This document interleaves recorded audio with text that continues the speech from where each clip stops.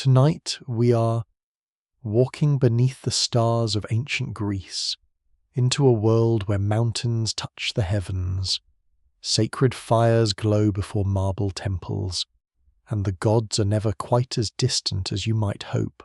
Above you rises Olympus, hidden behind drifting clouds and pale mountain mist.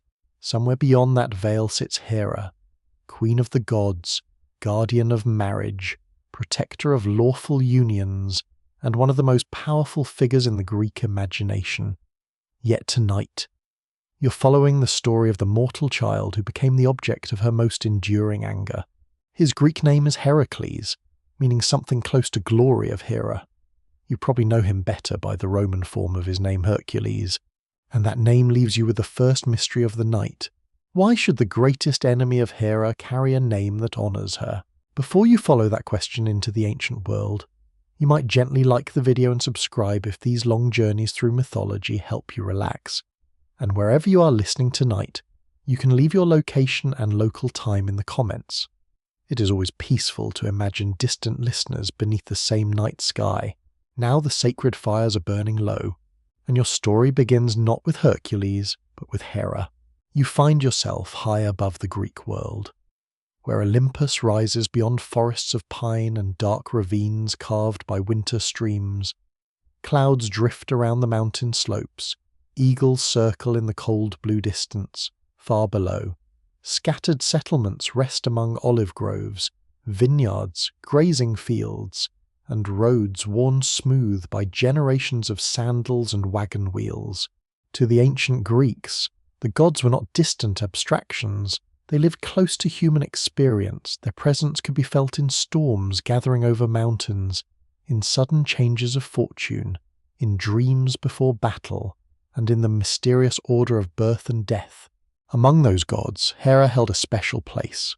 You enter her sanctuary in imagination and smell incense curling through the air. Oil lamps flicker against painted walls. The stone beneath your feet is cool. Somewhere nearby, cattle move restlessly before sacrifice, while worshippers carry offerings toward an altar darkened by generations of sacred fire. Hera was worshipped across the Greek world, and some of her sanctuaries were extraordinarily ancient. At places such as Argos and Samos, traditions surrounding her stretched deep into the past. Archaeological remains show that her cult was important long before many of the literary versions of Hercules' story reached the forms that survive today. To those who prayed to her, Hera was far more than the jealous wife you sometimes meet in later retellings. She was majesty, marriage, queenship, legitimacy, the sacred structure that held a household together. And this is where the tragedy begins. Because Hera herself was married to Zeus. You can almost hear distant thunder as his name enters the story. Zeus ruled Olympus, commanded the storm, protected oaths and hospitality, and stood at the summit of divine authority.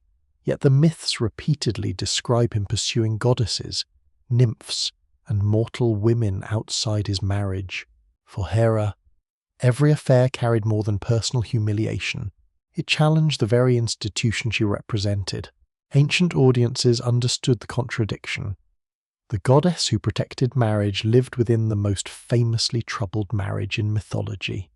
The queen of lawful union could not easily punish the king of the gods, whose power stood beside and often above her own. So anger moved elsewhere, toward the women, toward their children, and eventually toward one child above all others. Long before Hercules drew breath, a mortal woman named Alcmene lived in this dangerous space between divine desire and human destiny.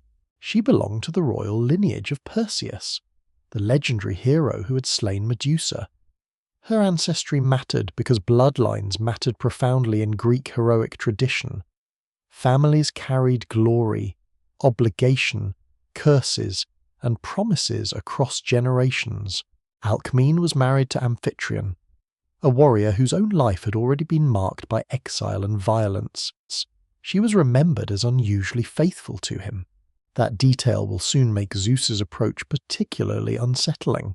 But before Zeus reaches her, another thread begins to tighten. A prediction hangs over the descendants of Perseus. One day, Zeus declares that a child of Perseus's line, born at the appointed moment, will rule over those around him. Perhaps you can imagine Olympus becoming strangely quiet after those words. The prophecy sounds like a blessing, but Hera is listening, and words spoken by Zeus cannot simply disappear. In Greek mythology, destiny often works this way. A prophecy rarely tells you everything. It reveals just enough to tempt someone into action. The attempt to control fate then becomes part of the machinery through which fate unfolds. Hera understands what Zeus intends. A remarkable child is coming, a son Zeus expects to become powerful, and once again, that child will be born from a woman who is not Hera. You stand for a moment beside an ancient altar as evening settles over the countryside. Cypress branches move softly in the wind. Smoke from a sacrifice rises almost vertically before being carried toward the darkening hills. Perhaps somewhere a priest notices an unusual movement in the flame. Perhaps a bird crosses the sky at the wrong hour. The surviving myths do not give you every omen that ancient storytellers may once have imagined, and historians continue to debate how older local traditions were woven into the great Hercules cycle. The stories you inherit come from different periods, different poets, different cities, but across those traditions, one fact remains. Hera knows the child is coming, and she intends to interfere. You may already sense the great irony. Hera will spend years attempting to prevent Hercules from becoming extraordinary. Yet almost everything she does will push him toward extraordinary deeds. Without Hera, there may be no famous labors. Without suffering, there may be no path toward purification. Without persecution, perhaps there is no hero remembered for thousands of years. The goddess who wants to erase Zeus's son may become one of the forces that creates his legend. But neither Hera nor the unborn Hercules can know that yet. For now, Zeus looks toward the mortal world. Far below Olympus, evening gathers around the house of Alcmene. Lamps are being lit. The scent of olive oil and wood smoke drifts through the rooms. Outside, insects hum in the warm darkness. Her husband is away, and somewhere beyond the mountains, thunder murmurs beneath a clear sky. You might wonder whether Hera already understands exactly what Zeus is about to do. Ancient traditions leave space for uncertainty, but destiny has begun to move. Zeus descends toward the house of Alcmene wearing a face that is not his own, while on Olympus the queen of marriage waits beneath the stars. The child has not yet been conceived. Hera has not yet seen him, and already Hercules has an enemy. You descend from the mist of Olympus toward the sleeping city of Thebes, carrying with you the warning that began to gather beneath the stars, somewhere above the clouds. Hera knows that another child of Zeus may soon enter the world. Down here, however, Alcmene knows nothing of divine plans. She waits only for her husband to return. Night settles gently over Boeotia. The heat of the day has faded from the stone walls. Lamps burn behind wooden shutters. Dogs occasionally bark along narrow streets, and beyond the city, frogs call beside dark water while wind passes softly through olive leaves. In the distance, the mountains are only shadows beneath a sky crowded with stars. Inside her home, Alcmene waits for Amphitryon. He has been away on a military expedition, seeking vengeance against the Taphians and Teleboans for violence connected with Alcmene's family. According to the traditions that survive, she has refused to fully accept him as her husband until justice for her murdered brothers has been achieved. This matters. Alcmene is not portrayed as casually abandoning her marriage. Her loyalty is central to the cruelty of what follows, and Zeus knows it. From Olympus, the king of the gods has watched her. Greek mythology gives you many stories of Zeus approaching mortal women, sometimes openly, sometimes transformed into animals or natural phenomena, and sometimes concealed behind another identity. Here, his disguise is particularly intimate. He takes the appearance of Amphitryon, not merely the general shape of him. The tradition imagines Zeus arriving as the husband Alcmene expects to see. You can picture the doorway opening. Torchlight catches the face she recognizes. Perhaps she hears the familiar rhythm of footsteps against the floor. Perhaps there is the scent of dust and leather from a traveller supposedly returned from war. The man standing before her speaks as Amphitryon might speak and tells stories of victory as though he had witnessed them himself, because Zeus knows what happened. Nothing prevents a god from telling a mortal woman details that only her husband should know, and so Alcman welcomes him. For an ancient audience, the scene carries an unsettling tension. Zeus is the guardian of certain forms of order, yet he is violating the household through deception. Hera is guardian of marriage, yet she cannot simply descend and stop the king of Olympus. Divine power does not always mean divine harmony. The gods themselves can embody contradictions. Outside, the night deepens, and then something strange happens to time. Later traditions describe Zeus extending the night so that his encounter with Alcmene lasts far beyond ordinary darkness. In some versions, the sun is delayed. Night itself seems commanded to remain over the earth, while the stars continue burning above Thebes. You stand outside beneath that impossible sky. Hours should be passing. Dawn should be approaching. Yet the horizon remains dark. A shepherd waking beside his flock might look east and wonder why no pale light appears behind the hills. A sailor near the coast might search the stars and sense that something is wrong. Somewhere a temple attendant tending the sacred flame could notice that the night watch has lasted too long. Was this remembered as a literal cosmic miracle? Perhaps. Another interpretation suggests that ancient storytellers stretched the night because the conception of Hercules required a moment worthy of the greatest Greek hero. Ordinary time was not enough. The universe itself seemed to linger while Zeus fathered the child whose strength would eventually reach beyond human limits. Whatever meaning you choose, the image is beautiful and disturbing at once. A night refusing to end, a mortal woman sleeping beside a god she believes is her husband, a queen on Olympus whose marriage has once again been betrayed, and a child beginning his existence inside that deception. Eventually Zeus departs. The stars fade. Morning reaches Thebes. Then the real Amphitryon returns. You can imagine Alcmene's confusion when she sees him. Perhaps she smiles at first, wondering why he behaves as though he has only now arrived. Perhaps Amphitryon expects a joyful reunion, and instead discovers that his wife believes they have already spent the previous night together.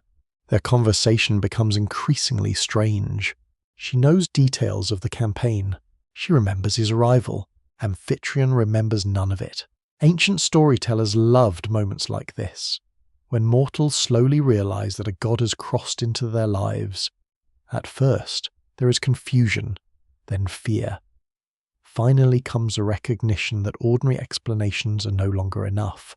In later dramatic tradition, the mystery surrounding the two Amphitryons could even become comic. But beneath the confusion lies something darker. Alcmene has been deceived by a power she could neither identify nor resist. A seer is consulted in some accounts. The truth emerges. Zeus has visited the household, and Alcmene is carrying his child. Yet another child is also conceived through the mortal Amphitryon, in the tradition that becomes most familiar. Alcmene will bear twins Hercules, son of Zeus, and Iphicles, son of Amphitryon. Two children sharing one womb, one touched by divinity, one entirely mortal. Already the story is exploring boundaries that fascinated Greek audiences, mortal and immortal. Human weakness and divine strength. Legitimate household and divine intrusion. But high above Thebes, another boundary has been crossed. Hera learns what has happened. You return in imagination to Olympus. Marble halls glow beneath cold morning light. The air is thinner here. Clouds move beneath the heights, and distant thunder rolls across valleys that appear small from the home of the gods. Hera has experienced Zeus's infidelity before. So why should this child matter more than so many others?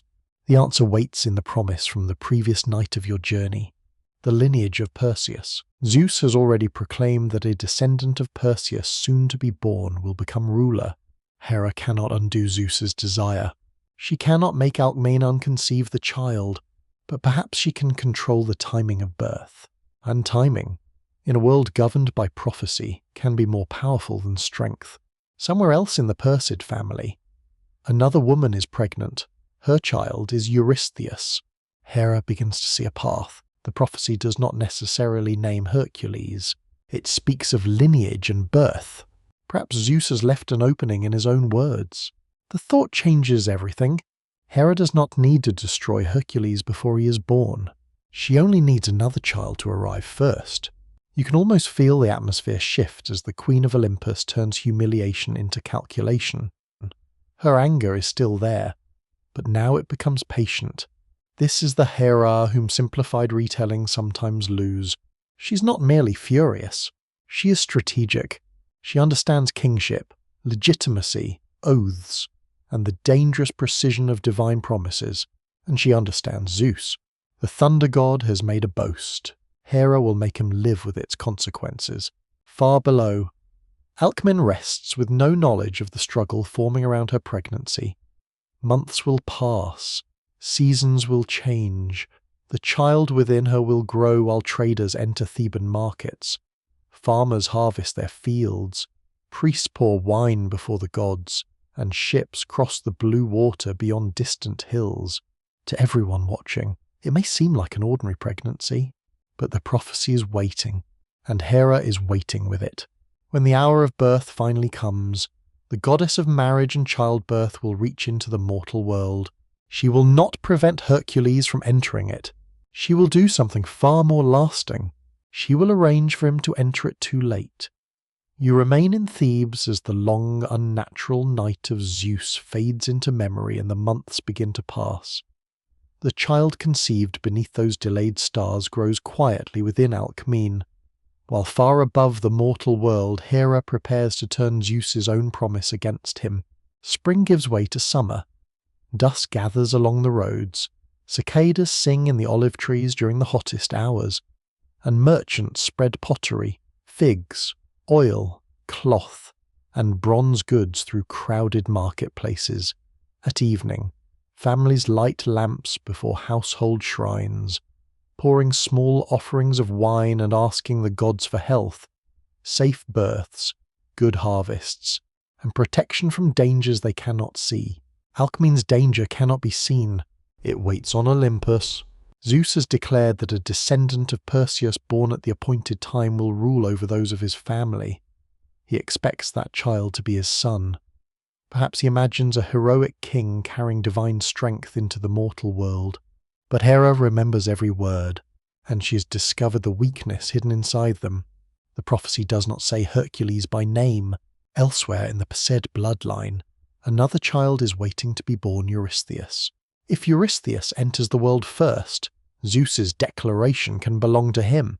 The Queen of Olympus needs only to control 2 births. You can almost imagine her seated beneath the high columns of the divine palace, listening while distant thunder moves through the clouds. She cannot erase Zeus's proclamation. Greek myth often treats divine declarations and sworn words as forces that even gods must respect. But Hera can interpret the promise more carefully than Zeus intended. This becomes one of the recurring patterns of Greek mythology. Fate rarely arrives as a straight road. A prophecy can be fulfilled through technicalities, misunderstandings, attempts at prevention, or choices made by those who believe they are defeating it. And now the hour approaches. Inside Alcmene's house, the atmosphere changes. Water is warmed, cloth is prepared, women gather around her. Oil lamps cast amber light across plastered walls while the air carries the scents of smoke, sweat, herbs, and olive oil. Outside, perhaps the evening is strangely still. No one inside the chamber knows that Olympus is watching. Ancient traditions connect the delay of Hercules' birth with Eileithyia, the goddess of childbirth, acting under Hera's influence. Other accounts speak of divine powers associated with birth sitting outside Alcmene's chamber. Legs crossed and fingers locked together, the posture itself becomes magical. Closed hands, crossed limbs, a birth held shut. You stand near the doorway and hear Alcmene struggling inside. Hours pass. The stone beneath bare feet grows cold as night deepens. Torches need fresh oil. Voices become quieter. Concern spreads through the household. The child should come, but he does not. Far away, Hera is arranging the opposite fate for Eurystheus. His birth is accelerated. The weaker child enters the world before the stronger one. And at that moment, Zeus's proud declaration changes meaning. Eurystheus has become the descendant of Perseus born first. The future ruler is not Hercules, it is Eurystheus. Perhaps thunder rolls across the mountains when Zeus understands what has happened. The ancient stories preserve a world in which even the king of the gods can be trapped by his own words. His power may shake Olympus, but the promise has already been made. Hera has won. At least, she believes she has. Back in Thebes, Alcmene still suffers. Yet human cleverness now enters the contest of gods. A woman named Galanthis appears in one famous version of the story, seeing what is happening. She realizes that supernatural interference may be preventing the birth. She cannot overpower a goddess, so she uses deception. She suddenly announces that Alcmene has already given birth. The divine attendants are startled. Their hands open, their legs uncross. The magical restraint breaks, and Hercules is born. For one brief instant, the chamber seems suspended between exhaustion and wonder. You hear the first cry of the child. Fresh air enters through the doorway. Flames tremble in the lamps. Women move around Alcmene while somewhere outside the house the ordinary night continues, unaware that one of mythology's greatest heroes has entered the world. Beside him will be Iphicles, the mortal son associated with Amphitryon. 2 infants, 2 fathers, 2 destinies. But Hercules has arrived second in the race that mattered. The earlier warning has been fulfilled. Eurystheus holds the position Zeus intended for his own son. Years from now, Hercules will stand before that king and receive commands that seem humiliating for someone of his strength. He will enter caves, marshes, mountains, foreign kingdoms, and eventually the underworld itself, because Hera understood one careless promise better than Zeus did. Yet there is another mystery here. Did Hera truly defeat Hercules by making Eurystheus his superior, or did she create the circumstances that would make Hercules immortal? No one in the birth chamber can know. Ancient storytellers themselves preserve different details surrounding these events, and surviving literature reflects traditions shaped over centuries. Some researchers see traces of older local myths beneath the later heroic cycle. Others emphasize the story's concern with kingship, legitimacy, and the limits of physical strength. Hercules possesses divine blood. Eurystheus possesses authority. The Greeks understood that these were not the same thing. Strength does not always rule. The worthy do not always command. Sometimes the hero must serve someone smaller than himself. But the humiliation lies far ahead. For now, you watch Alcmene hold her child. Perhaps Amphitryon looks down at Hercules with wonder and unease. The baby appears vulnerable enough. His hands are tiny. His eyes have only just opened to torchlight. Nothing about this quiet moment resembles the hero who will one day wear a lion's skin. But Hera has not forgotten him. The goddess who delayed his birth has already altered his future, and Galanthis, according to later tradition, pays a price for deceiving the powers of childbirth. Divine interference leaves consequences behind. The household eventually grows quiet. Visitors depart. The lamps burn lower. Beyond the walls, moonlight lies across the road, and the wind moves gently through dark cypress branches. Inside, 2 infants sleep. Then, on another night, something moves through the darkness. A faint sound crosses the floor. Perhaps Amphitryon hears it first. Perhaps a servant sees shadows near the cradle. 2 serpents have entered the room. They slide toward the sleeping children beneath the pale moonlight, their bodies whispering across the stone. And somewhere beyond mortal sight, the anger of Hera has found the newborn Hercules again. You remain in the sleeping household at Thebes, where moonlight reaches through the doorway in narrow silver bands, and 2 serpents move silently toward the children of Alcmene. Only a little time has passed since Hera twisted Zeus's prophecy and allowed Eurystheus to inherit the authority meant for Hercules. Yet the Queen of Olympus has learned something troubling. Delaying the child was not enough. Hercules is alive, and perhaps destiny is not finished with him. The house is quiet enough for you to hear the faint crackle of an oil lamp. Outside, a night breeze passes through fig and olive branches. Somewhere beyond the walls, a dog gives a distant bark before silence returns. Inside the chamber sleep Hercules and Iphicles. They are still infants, helpless by every ordinary measure. Their blankets are soft beneath their small bodies. The stone floor surrounding them holds the coolness of night. No sword hangs within a child's reach. No warrior stands beside the cradle. Then the serpents appear. Ancient traditions differ over exactly who sends them.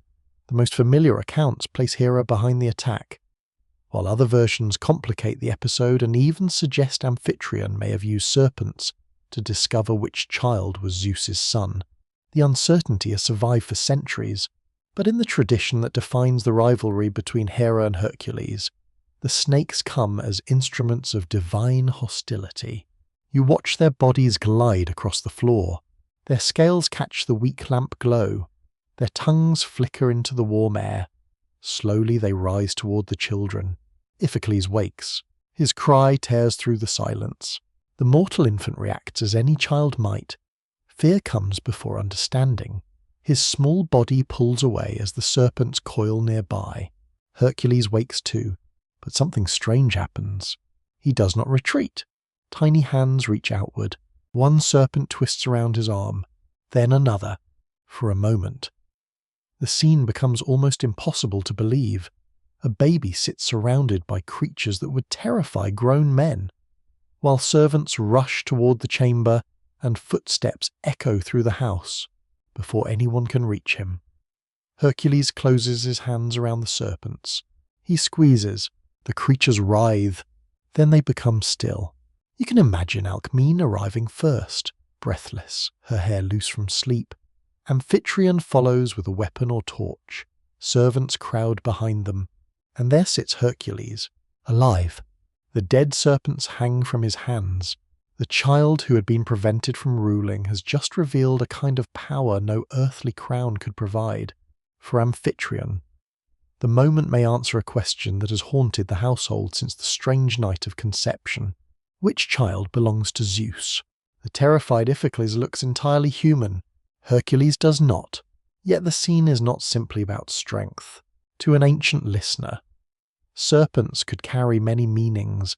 They belonged to the earth and appeared in stories of guardianship, healing, death, renewal, and chthonic powers beneath the familiar world.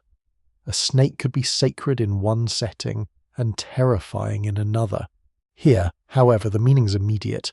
Death has approached the cradle. The child has overcome it. You might imagine a seer being summoned after dawn.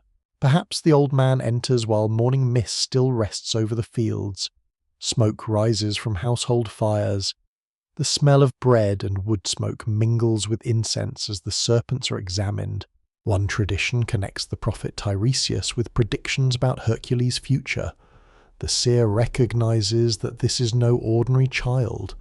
Hercules will defeat monsters, survive terrible trials, and eventually pass beyond the limitations of mortal life.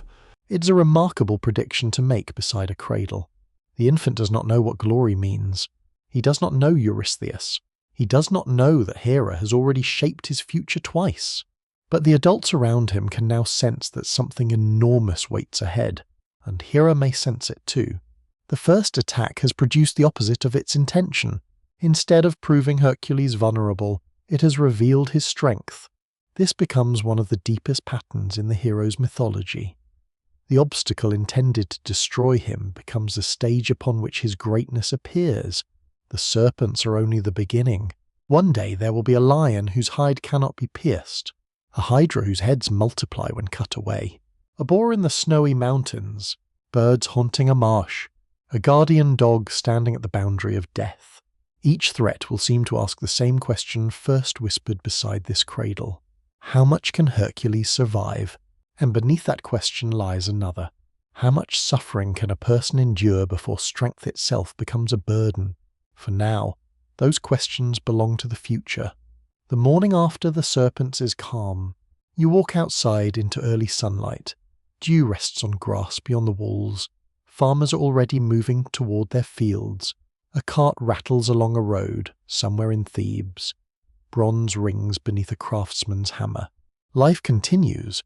Within the household, however, Hercules will never again seem like an ordinary child. His education must prepare him for something larger. Greek heroic tradition imagined noble boys learning the skills expected of warriors handling weapons, driving chariots, wrestling, hunting, and sometimes music.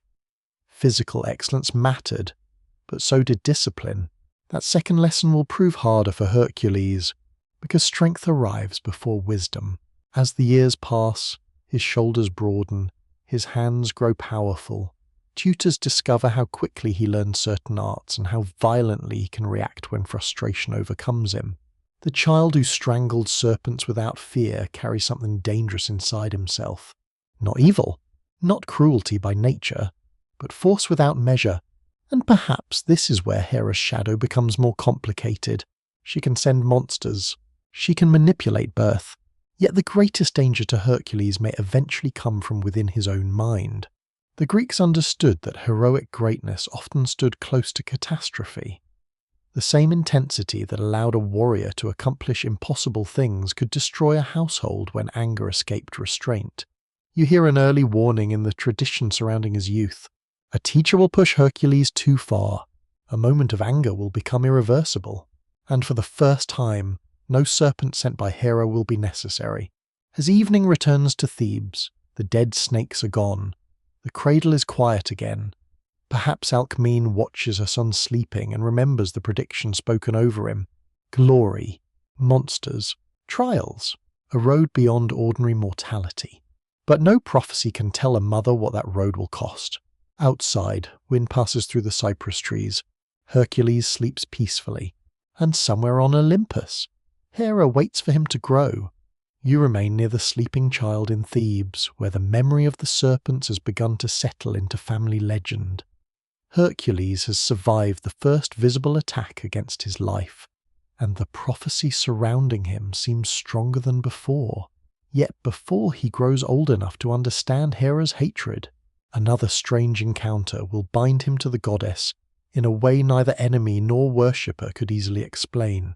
The story survives in several forms. Some traditions tell you that Alcmene, terrified by Hera's anger, abandoned the infant Hercules in a field outside Thebes. Perhaps you can understand the fear behind such a desperate act.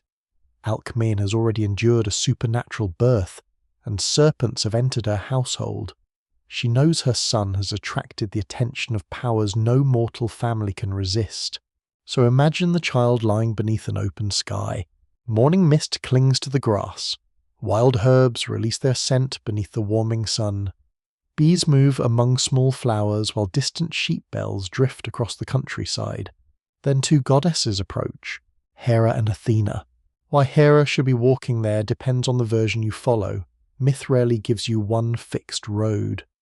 Stories travelled through sanctuaries, festivals, family traditions, poets, vase painters, and generations of oral performance before surviving in fragments and later collections. Athena notices the child. She admires him.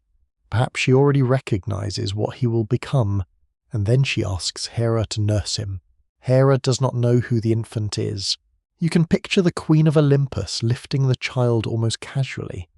Her robes move softly in the breeze.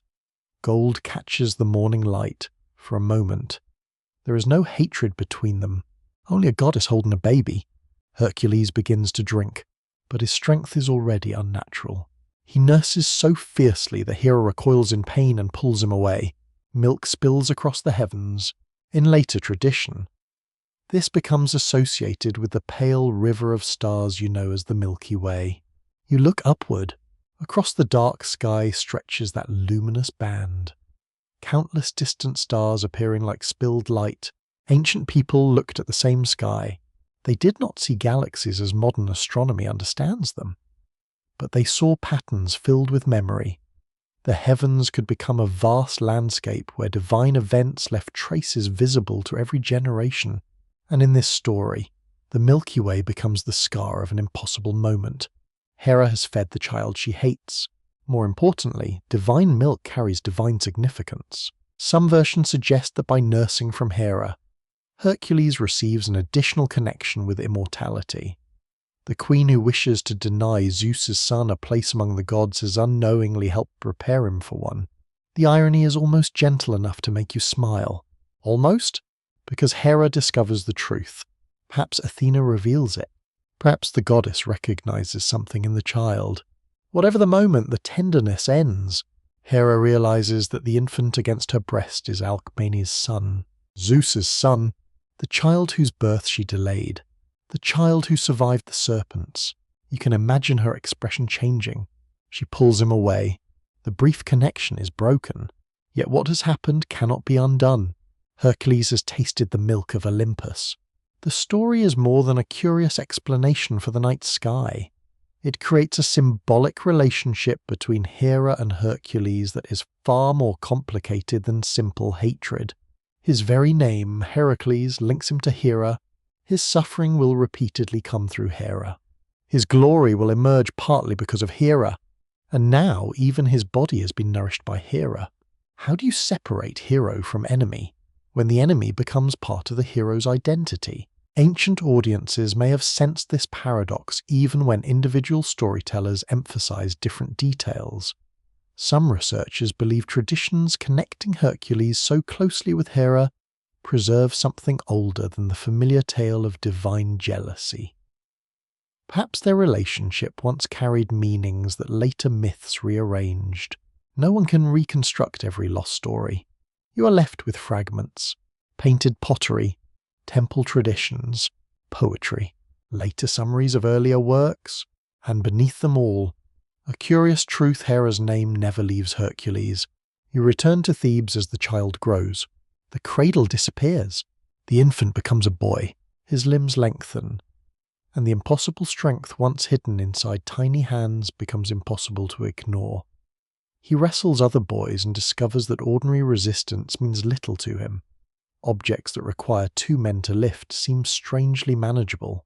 Yet strength is only one part of a noble education. Hercules must learn control. He is taught to drive a chariot, perhaps feeling the leather reins tighten against his palms as horses surge forward through dust. He learns archery and watches arrows vanish toward distant targets. He practices wrestling until sweat darkens the earth beneath his feet. He learns the use of weapons. He learns hunting. He learns music. And music leads him toward another warning. One of his teachers is Linus, a figure remembered in varying traditions as a musician and instructor. Under him, Hercules learns the lyre, an instrument associated not with brute force but with harmony. You can hear its strings in the evening. Simple notes drift through a courtyard. Oil lamps glow against stone columns somewhere beyond the walls. Families settle for the night while the first stars appear over Thebes. But Hercules struggles. Perhaps his fingers are better suited to a bowstring than the delicate strings of the lyre. Perhaps Linus becomes impatient. The surviving versions differ. What matters is that tension grows between teacher and student. And here the earlier warning returns. The serpents revealed Hercules' physical strength. Now that same strength becomes dangerous. One day Linus corrects him harshly. In some accounts, the teacher strikes Hercules. The boy reacts. He raises the lyre. There is a blow. Then silence.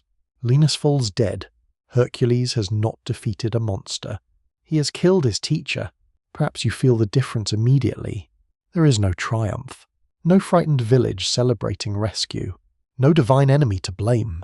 Only a young man staring at the consequence of a moment he cannot reverse. The warning hidden inside the cradle has taken shape. Strength without restraint can protect life. Strength without restraint can also destroy it.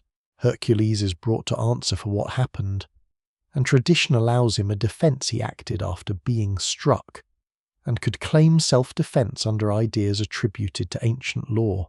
But Amphitryon understands something the law cannot solve.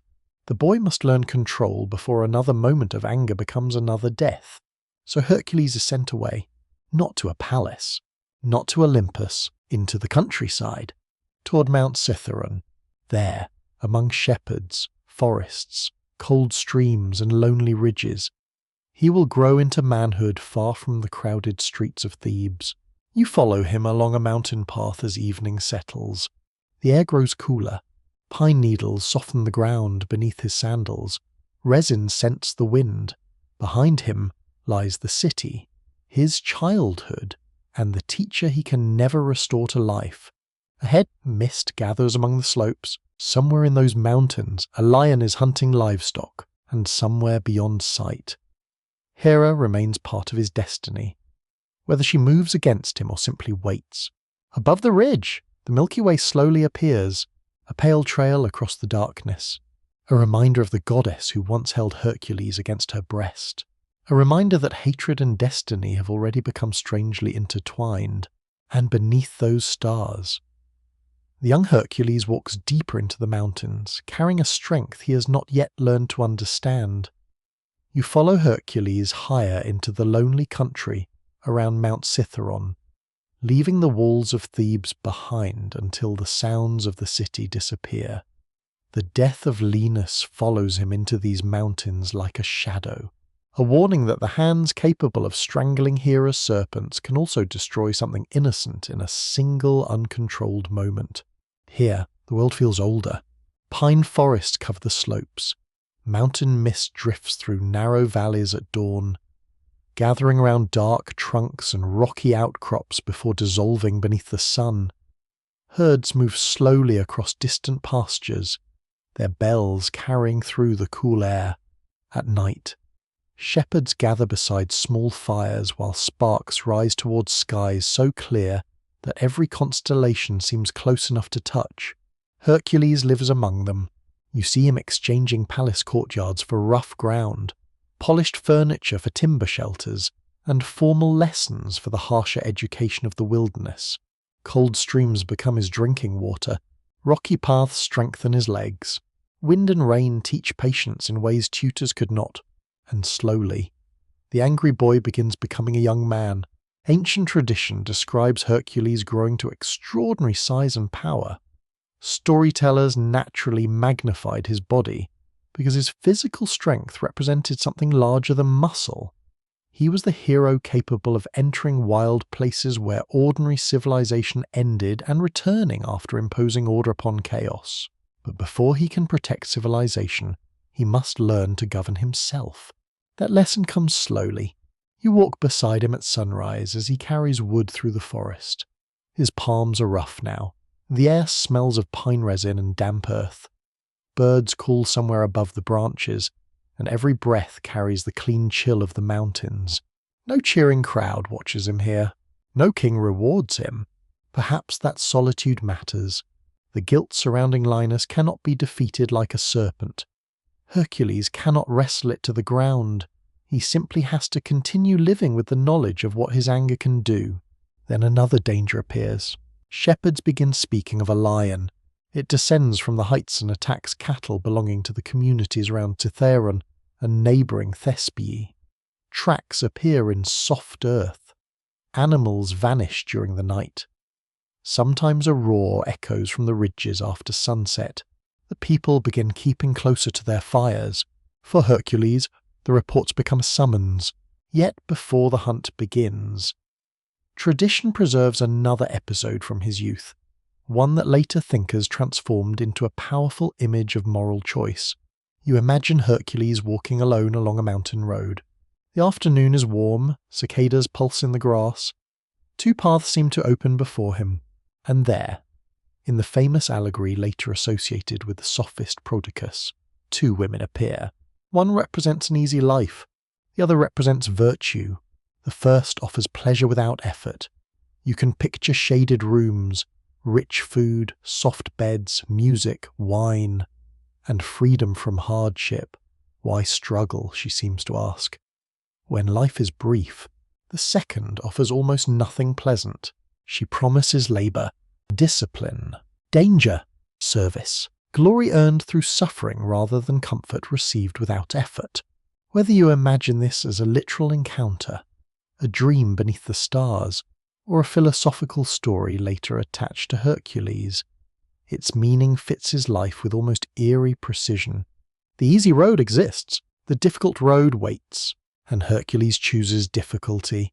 Perhaps he remembers Linus. Perhaps he understands that strength without purpose has already brought death. If he is going to possess such power, then it must serve something beyond himself. Still, the choice contains a warning. Virtue does not promise happiness, only worth. The distinction will define almost everything that follows. Hercules returns toward the shepherd settlements, where the lion has become bolder. Some accounts say he remains with King Thespius while hunting the animal, and the traditions surrounding that stay become elaborate in later storytelling. Details differ, as they often do in the enormous mythology that accumulated around Hercules, but the lion remains.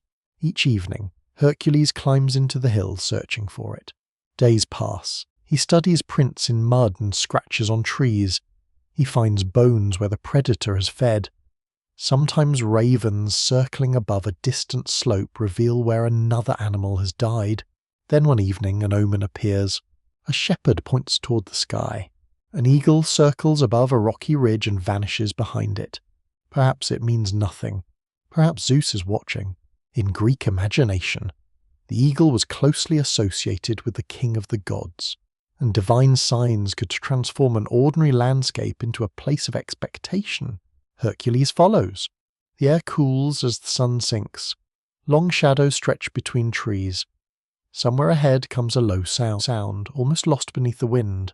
The lion. You feel the tension change. Hercules has fought no great beast before. The serpents came when he was an infant. Linus was a human tragedy. This is different. Here is a creature that threatens the communities below. A danger Hercules can confront without ambiguity. He enters the rocks. The lion emerges. Its body is powerful, its mane dark in the fading light. Dust rises beneath its paws. The struggle is remembered differently across traditions, especially because later audiences could confuse this early lion with the far more famous Nemean lion Hercules will face during his labours. But this animal belongs to his youth. Hercules meets it with the strength the mountains have hardened. The fight is violent but brief in the scale of his future adventures. When it ends, the lion lies still. For the first time, Hercules has used his extraordinary strength not in uncontrolled anger, but deliberately, against a danger threatening others. Something has changed. You descend with him toward human settlement beneath a darkening sky. Fires glow ahead. The smell of roasting grain and wood smoke reaches you through the cold air. Shepherds gather when Hercules appears. The young man who left Thebes after killing his teacher returns from the mountains carrying proof that his strength can protect as easily as it destroys. Yet Hera's earlier manipulation still waits beyond the horizon. Eurystheus lives. The promise of Zeus remains binding, and no victory over a mountain lion can erase the strange hierarchy created before Hercules was born. Soon the young hero will leave these quiet slopes. He will return toward Thebes and encounter a city burdened by humiliation, tribute, and fear. There his strength will no longer be tested by one animal. It will be tested by war. And on the road toward that conflict, another ancient sign seems to follow him. The eagle appears again above the distant hills. Hercules looks upward. Perhaps he sees only a bird. Perhaps he remembers the choice between two roads. He cannot know that the difficult path has already been chosen for him in ways no mortal choice can undo. Behind him, Mount Cithaeron disappears beneath evening mist. Ahead, torchlights begin to appear along the roads toward Thebes, and somewhere high above those lights, Hera watches the boy she tried to stop become a hero.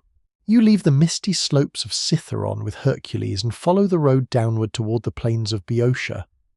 Behind him lies the lion he has defeated, and the quiet mountain life that taught him something his tutors could not strength, can serve rather than merely strike.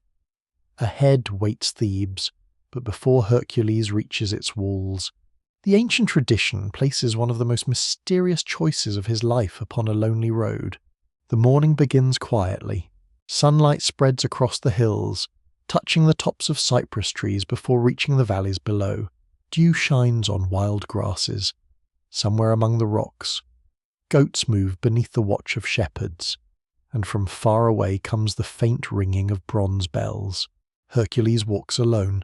He's no longer the infant who strangled serpents, nor the boy whose anger killed Linus. His shoulders have broadened, his hands carry the marks of weapons, climbing, hunting, and hard work. Yet he still does not know what kind of man his strength will make him. Then the road divides. One path seems broad and welcoming. The other appears difficult. Perhaps nothing supernatural happens at all. Perhaps Hercules simply stops. But a later philosophical tradition preserves the moment differently. Through the famous story associated with Prodicus and transmitted by Xenophon, in that telling, Hercules encounters two women representing two possible ways of life. You can imagine the landscape growing strangely quiet. The breeze falls. Even the birds seem distant. The first woman approaches confidently. She is beautiful, carefully adorned, and eager to attract his attention. She promises a life in which effort is unnecessary. Hercules will enjoy food without labouring for it, comfort without earning it, and pleasure without sacrifice. She offers the shortest road. Why endure hardship when you possess enough strength to take what you desire? Why serve others when you could make others serve you? For someone like Hercules, the temptation carries particular danger. He already possesses power. Power can become privilege very easily. The second woman approaches without the same display. She represents virtue. Her promise is almost the opposite. Nothing valuable will come without effort. To be honoured by a city, Hercules must benefit that city. To be trusted by friends, he must be loyal. To gain glory in war, he must endure danger. To receive the favour of the gods, he must respect them. Virtue offers no comfortable shortcut. She offers a difficult life whose meaning comes from what Hercules chooses to do with it. You stand beside him at the crossroads. The warning spoken through this encounter reaches far beyond mythology. The same hands that killed Linus can protect shepherds. The same strength that could dominate weaker people can defend them. Power itself does not decide whether Hercules becomes monstrous or heroic. Choice does, and so Hercules chooses the harder road. The moment is important precisely because his later life will not always look virtuous. He will make terrible mistakes.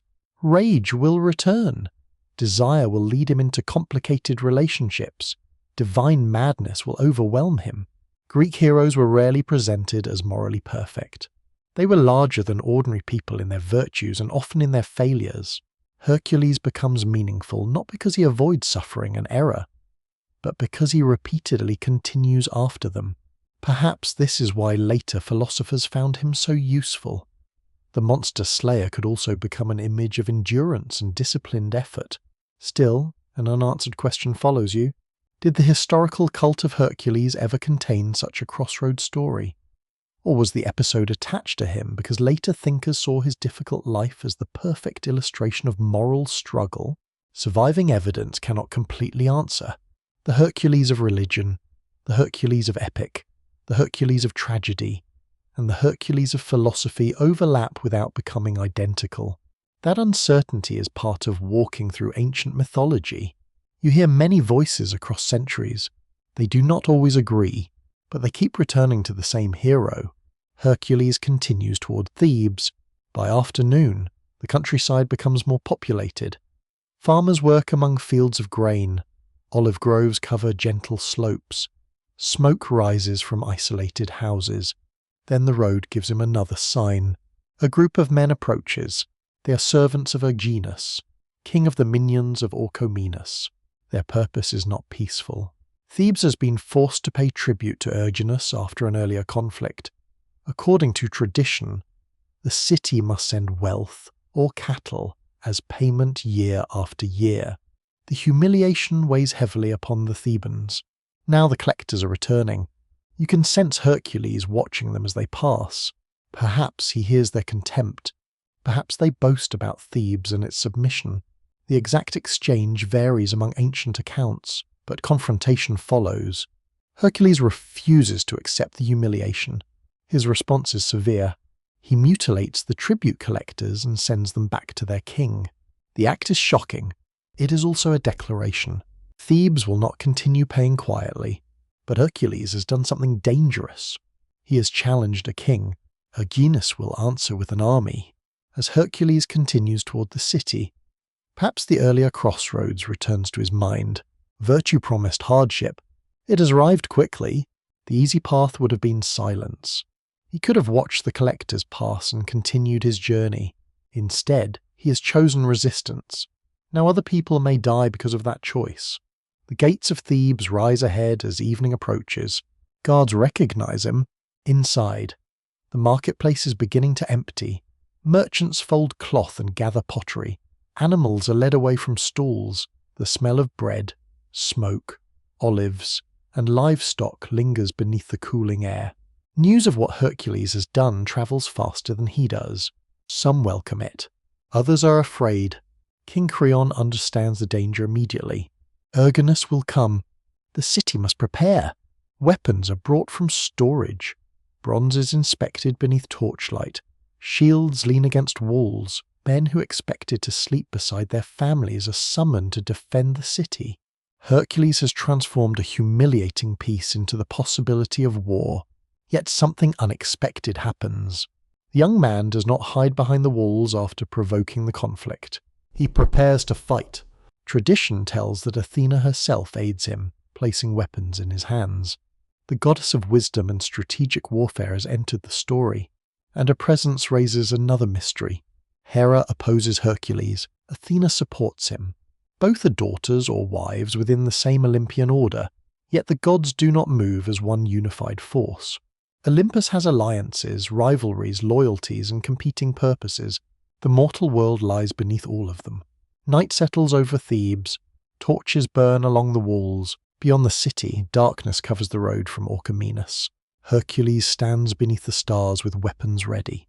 Perhaps he remembers the mountain lion. Perhaps he remembers Linus. Perhaps he looks toward the pale Milky Way, and unknowingly sees the trace of Hera's milk across the heavens. Then a distant horn sounds. Another answers. Erginus is coming. The choice at the crossroads is no longer an allegory. The difficult road has become real, and before the next sunset, Hercules will discover whether his strength can save an entire city. You stand beneath the darkening walls of Thebes as the distant horns of Erginus carry across the plain. Torches burn along the battlements. Bronze weapons catch their restless light. And somewhere beyond the fields an army is approaching. Yet as Hercules waits for war, the lion skin he carries from Mount Cithaeron becomes a quiet reminder of the first great hunt that taught him how differently strength could be used. Before armies gathered around Thebes, you had followed him into those mountains. The countryside around Cithaeron had once seemed peaceful. Shepherds moved their animals across high pastures. Villages rested among fields and vineyards. At sunset, smoke rose from farmhouses while families gathered around evening fires. Then cattle began disappearing. At first, perhaps one animal failed to return, then another. Soon shepherds found blood in the grass and enormous tracks leading toward the mountains. The lion had begun hunting near the settlements. You can imagine how quickly fear travelled. Ancient rural communities depended upon their animals. A lost cow or sheep was not merely an inconvenience. It could mean lost food, wealth, sacrifice, clothing, and security. So people watched the hills. At night doors were secured. Children were called indoors before darkness. And sometimes, from somewhere high among the rocks, a roar drifted through the valley. Hercules heard these stories while living away from Thebes after the death of Linus. The timing mattered. He had killed a man through uncontrolled anger. Now a creature threatened people who lacked the strength to defend themselves. Would Hercules use his power differently? He entered the mountains. You follow him through pine forest where sunlight breaks between branches in narrow golden shafts. Needles soften your footsteps.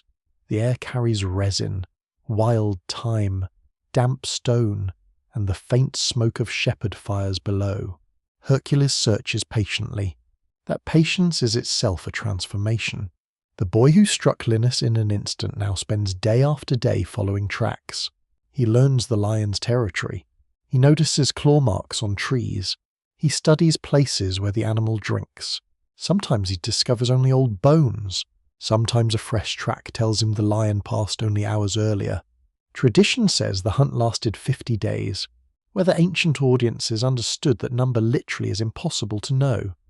Numbers in heroic stories often carry the feeling of ritual or legend as much as ordinary chronology, but the long hunt gives Hercules something important. Time to wait, time to observe, time to control the force inside him. During this period he is connected with Thespius, king of Thespiae, whose household becomes part of a complicated group of traditions about Hercules' descendants. Later storytellers greatly expanded those episodes, and historians continue to debate how separate local genealogies became attached to the hero. You do not need to untangle every branch tonight. It is enough to feel Hercules becoming woven into the landscape. Different communities wanted him in their stories. Different families traced ancestry through him. Different sanctuaries remembered his presence. That is how a hero grows larger than one tale. One evening the sky changes. Clouds gather above Cithaeron. The temperature falls. A shepherd notices birds suddenly leaving a ridge where they usually settle. An old warning passes among the men animals sometimes sense a predator before humans do. Then thunder sounds in the distance. Perhaps it is only weather. Perhaps Zeus is watching his son. Hercules climbs toward the ridge. Wind moves through the trees. The first drops of rain darken the dust. Beneath an overhang, he finds the remains of another animal. The tracks are fresh. He follows them. The lion appears near a rocky hollow. For a few breaths, neither moves. You see the animal's chest rise beneath its mane. Its eyes remain fixed upon Hercules. Rain begins tapping against leaves and stone. Then the lion charges. There is no army here. No applause. Only a young man and a wild creature meeting in the mountain rain. Hercules fights. Ancient descriptions of this early hunt are less fixed than those of the famous Nemean lion he will later encounter, and the two episodes sometimes blur in later imagination. Yet the lion of Cithaeron belongs to an earlier stage of his life. This is not one of Eurystheus' labours. It is a choice.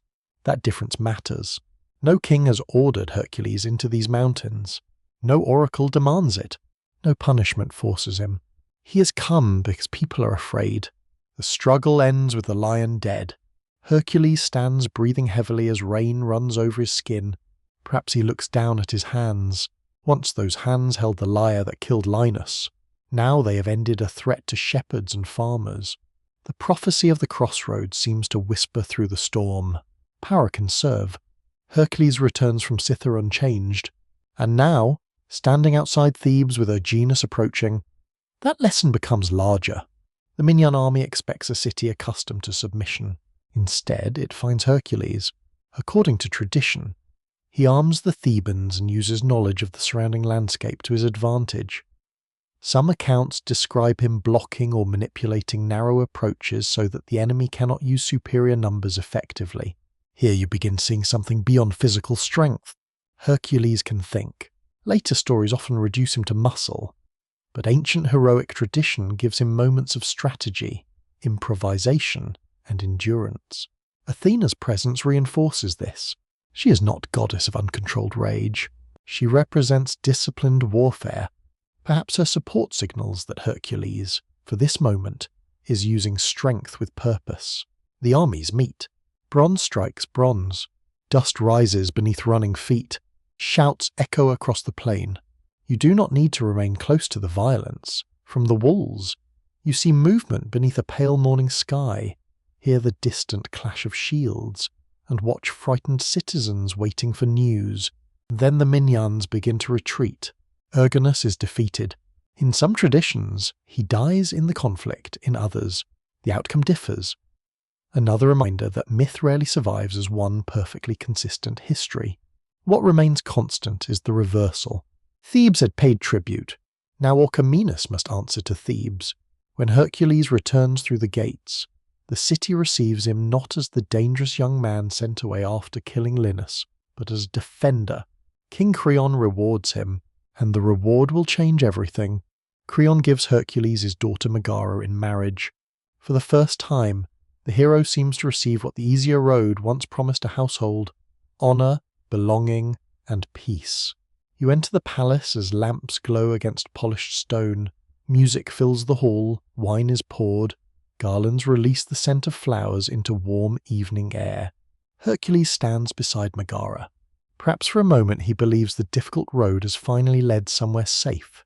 But in a sanctuary elsewhere, a sacred flame suddenly bends though no wind passes through the chamber. A priestess watches it. The flame almost dies, then it rises again. An omen. No one knows what it means. Hercules has defeated the lion.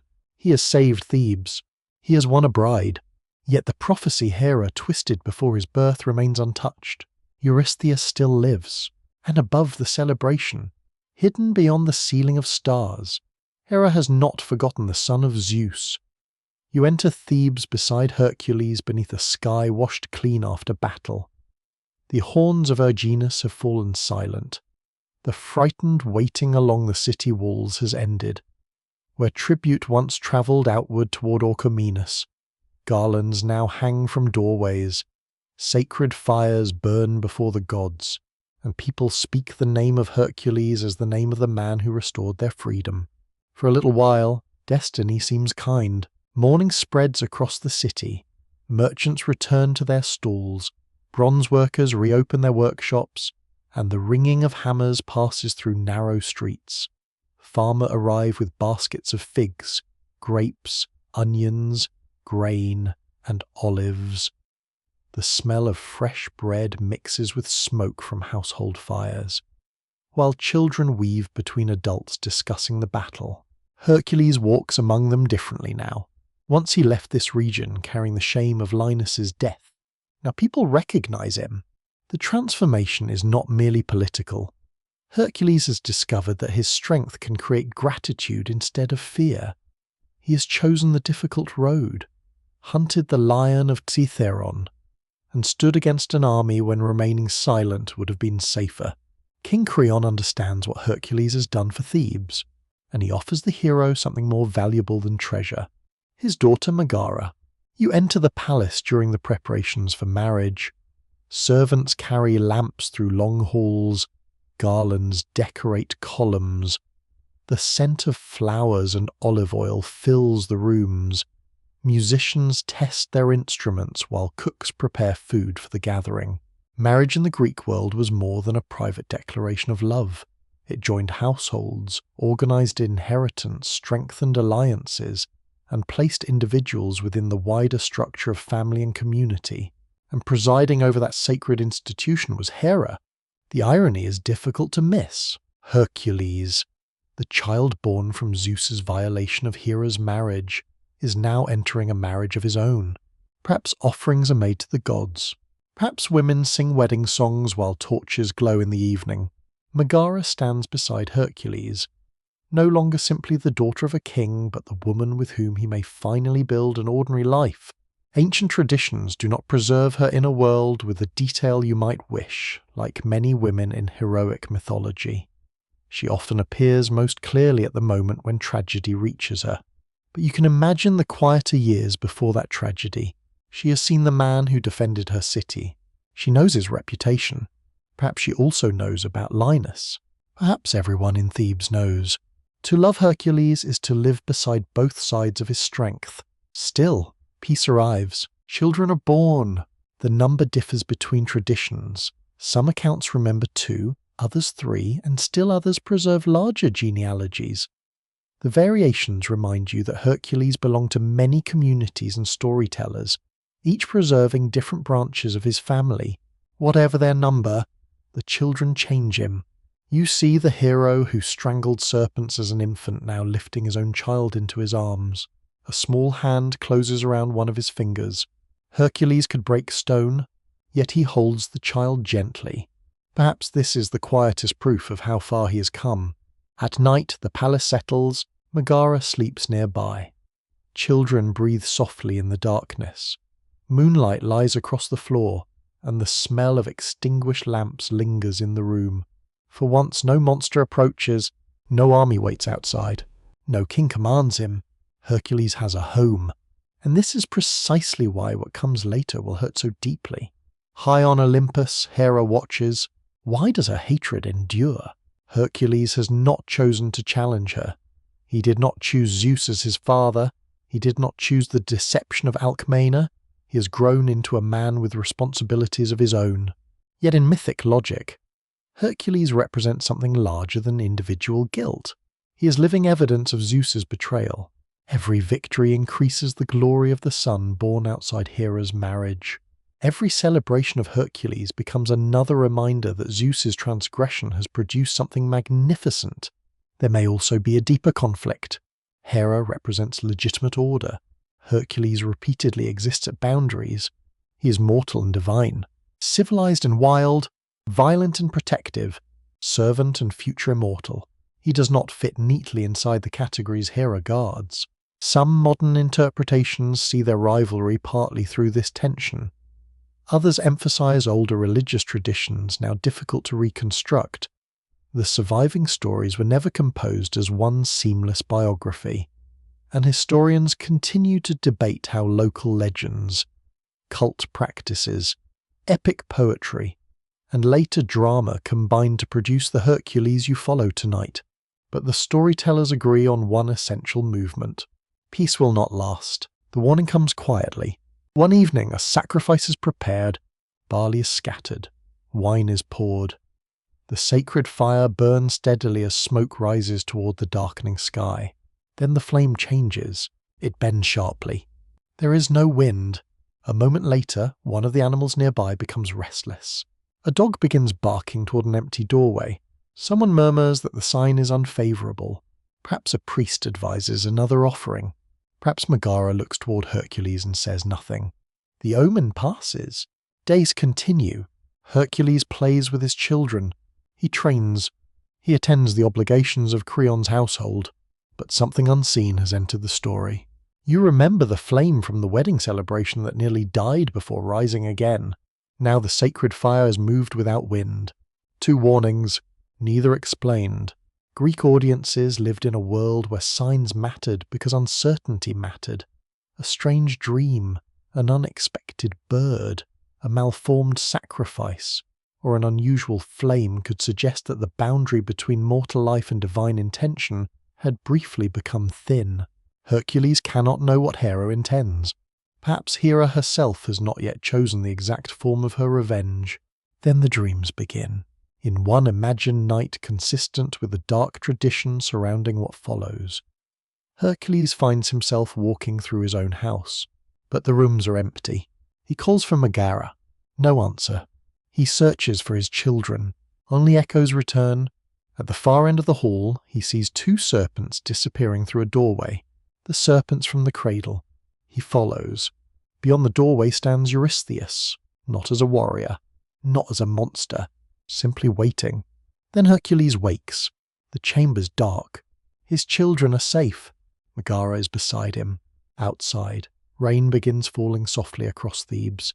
It was only a dream, or perhaps a warning. The ancient sources do not preserve this exact dream, and you should allow it to remain what it is here, an atmospheric shadow cast by the patterns already surrounding Hercules. Greek mythology repeatedly uses dreams and signs to remind mortals that knowledge comes imperfectly, and Hercules knows very little about his future. He does not yet know that Eurystheus will one day command him. He does not know that the lion skin, the serpents, and Hera's manipulation of his birth are all moving toward the same road. Most of all, he does not know that his greatest enemy will not arrive carrying a weapon. One afternoon, Hercules sits with his children while sunlight fills the courtyard. A child laughs. Megara watches from the shade. The city beyond the palace walls is peaceful. Then Hercules becomes strangely still. A sound reaches him. Perhaps a whisper. Perhaps nothing at all. He turns toward an empty corner of the courtyard. His expression changes. For one brief moment, the home he fought to earn no longer looks familiar, and somewhere above the mortal world, Hera's anger finally reaches toward his mind. You remain in the sunlit courtyard of Thebes as Hercules stares toward the empty corner. A moment earlier, his children were laughing. Megara was nearby. Warm air carried the scent of olive oil, bread, and flowering herbs through the palace. Nothing visible has entered the room, and yet something inside Hercules has begun to change. The laughter sounds farther away. He blinks. For a moment, the walls seem unfamiliar. A shadow crosses the floor where no person stands. Then it disappears. The ancient traditions surrounding this catastrophe do not all place it at the same moment in Hercules' life. Some arrange the madness before the famous labours, making it the terrible event that drives him toward purification and service under Eurystheus. Other traditions reshape the sequence. Greek mythology was never a single book with one authorized chronology. Stories changed as poets, cities, sanctuaries, and generations retold them. But the most powerful version begins here. Hera sends madness. Not a lion, not serpents, not an army. Something Hercules cannot seize with his hands. You can imagine evening arriving over Thebes. Torches are lit in the palace corridors. Outside, the city continues its ordinary rhythm. Vendors close their stalls. Families gather around meals. Smoke rises from rooftops into a violet sky. Inside, Hercules grows restless. Perhaps Megara notices first. His eyes follow things she cannot see. His breathing changes. He asks whether she hears voices. There are none. Then the divine delusion closes around him. In later tragedy, especially in Euripides, madness becomes almost a presence entering the household. The Greeks sometimes imagine insanity not simply as an internal condition, but as something that could be inflicted by divine power. A mind might be invaded, distorted, made unable to recognize the world before it.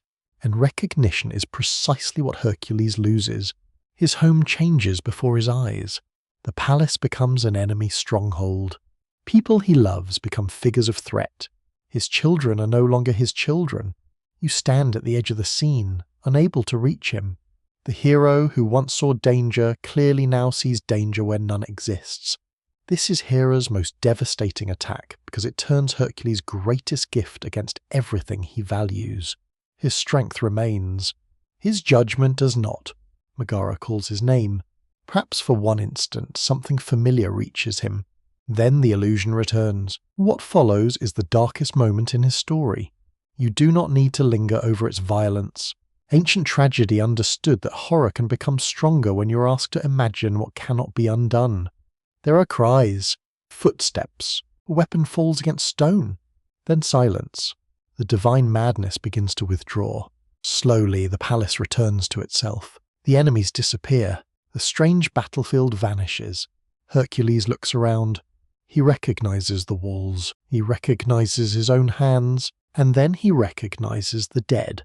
His family, the people he was supposed to protect. The hero who saved Thebes has destroyed his own household. You remember the warning from Mount Cithaeron. Strength without restraint can become catastrophe. But this is worse than the death of Linus. Then Hercules had lost his temper. Here his perception itself has been shattered by a goddess. And yet the consequences remain his. This tension mattered deeply in Greek storytelling. How responsible are you for an act committed under divine madness? If a god destroys your judgment, where does divine responsibility end and human responsibility begin? Ancient tragedy rarely gives comfortable answers. Hercules collapses beneath the weight of what he sees. For the first time, physical strength is meaningless. He cannot lift the dead back into life. He cannot wrestle yesterday into a different shape. He cannot strike Hera. He cannot climb Olympus and demand that the queen undo what she has done. Perhaps this helplessness is what Hera wanted him to feel. Zeus's son has survived everything sent against his body. So Hera has attacked the life around him. The sacred institution she protects family and marriage has become the place where her vengeance falls most terribly. The contradiction is difficult to ignore. Why would the goddess of marriage destroy a marriage? Perhaps because mythic gods are not simple moral examples. They represent powers that can protect and punish, bless and terrify. Ancient worshippers did not necessarily expect divinity to behave like idealized humanity. Hera's rage emerges from the violation of marriage, yet that rage can itself become destructive. Some modern interpreters see a tragic cycle here. Zeus violates boundaries, Hera retaliates against those around him, and mortals suffer beneath a conflict they did not create. Hercules now sits among those consequences. Night passes, no sleep comes. At dawn, pale light enters the palace. The city outside learns what happened. The hero celebrated only days before becomes a figure of sorrow and pollution. For ancient Greeks, killing carried religious consequences beyond legal guilt. Bloodshed could create miasma, a kind of ritual pollution requiring purification before ordinary life could safely resume. Hercules cannot simply apologize. Something must be done. In some traditions, Theseus becomes an important companion during this period, refusing to abandon Hercules and helping lead him away from despair. Friendship offers something divine. Hatred cannot completely destroy another human being choosing to remain beside you. But Hercules still needs guidance. Where can someone go where no human judgment seems sufficient? To Delphi, to Apollo, to the oracle whose voice rises from one of the most sacred places in the Greek world. Hercules will ask what can be done after the unforgivable. Before he leaves, however, another sign comes. At dawn, a bird circles above the palace. It gives a sharp cry and turns toward the west. A priest watching from below interprets the movement as a command to travel. Perhaps it is Apollo's sign. Perhaps it is coincidence. No one can know, but Hercules needs a road, and so he prepares to leave Thebes. You follow him through the gates. There are no garlands now, no victory songs. His footsteps sound heavy against the road. Behind him lies Megara's palace, the children, and the life he believed he had earned. Ahead, mountains rise beneath morning mist. Somewhere beyond them stands Delphi, and far away, in another palace, Eurystheus still rules because Hera once manipulated the timing of 2 births. The prophecy has been waiting patiently. Soon Hercules will discover what Hera arranged before he ever opened his eyes. The man stronger than kings must become a servant, and through that humiliation, the labours are about to begin.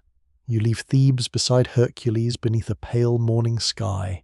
Behind you, the city slowly disappears among low hills and olive groves. Ahead, the road bends toward mountains whose summits are already gathering mist, and somewhere beyond them waits Delphi, the sanctuary where mortals come when ordinary answers are no longer enough. Hercules travels without the confidence of the young hunter who descended from Cithaeron. Every step carries memory.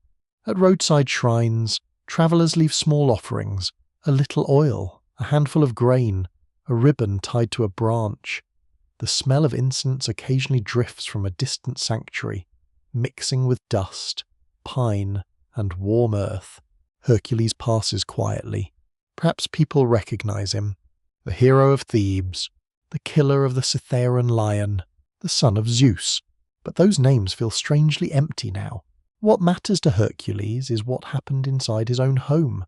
Ancient Greek religion offered rituals for people marked by bloodshed. Water could cleanse hands. Sacrifices could restore relationships with gods and communities. Certain sacred places were associated with purification. But Hercules needs more than ritual washing. He needs to know what comes next. So you continue toward Delphi. The landscape changes as you approach Mount Parnassus. The road climbs, air grows cooler, pine and laurel scent the wind. Below, valleys open in broad layers of blue and green, while distant ridges fade into haze. Then you see the sanctuary. Delphi seems suspended between earth and sky. Stone terraces rise along the mountain slope. Treasuries built by Greek communities stand beside the sacred road. Offerings of bronze and marble proclaim victories, gratitude, wealth, and fear. Pilgrims arrive from cities separated by seas and rivalries, all seeking answers from the same god, Apollo. You hear footsteps on stone. Priests move through the sanctuary. Smoke rises from sacrifice. Somewhere water runs from the Castalian spring. Where purification is associated with the sacred approach to Apollo, Hercules enters this landscape not as a conqueror but as a petitioner. That distinction matters. His strength cannot command prophecy. He must ask. Before consulting the oracle, ritual preparation is necessary. Imagine cold water touching his hands and face. After days on dusty roads, the mountain water is startlingly clear and cold. For a moment, Hercules looks down at his reflection. The face staring back belongs to a man who once seemed destined for effortless greatness. Now greatness feels like punishment. Above him, laurel branches move in the wind. A raven calls from somewhere among the rocks. In Greek tradition, Apollo could communicate through signs, music, disease, healing, prophecy, and sudden knowledge. At Delphi, his oracle became one of the most influential religious institutions of the ancient Mediterranean. Historical rulers consulted it. Cities sent delegations. Colonists sought guidance. Individuals brought private questions. Archaeology still allows you to walk through remains of this sacred landscape, though much about the exact procedure and experience of ancient consultation continues to be debated. Hercules waits his turn. Then he approaches the place where the Pythia speaks. The chamber is dimmer than the bright mountainside outside. Oil lamps cast uncertain light. The smell of laurel and sacrifice hangs in the air. He asks what he must do. How can he be purified?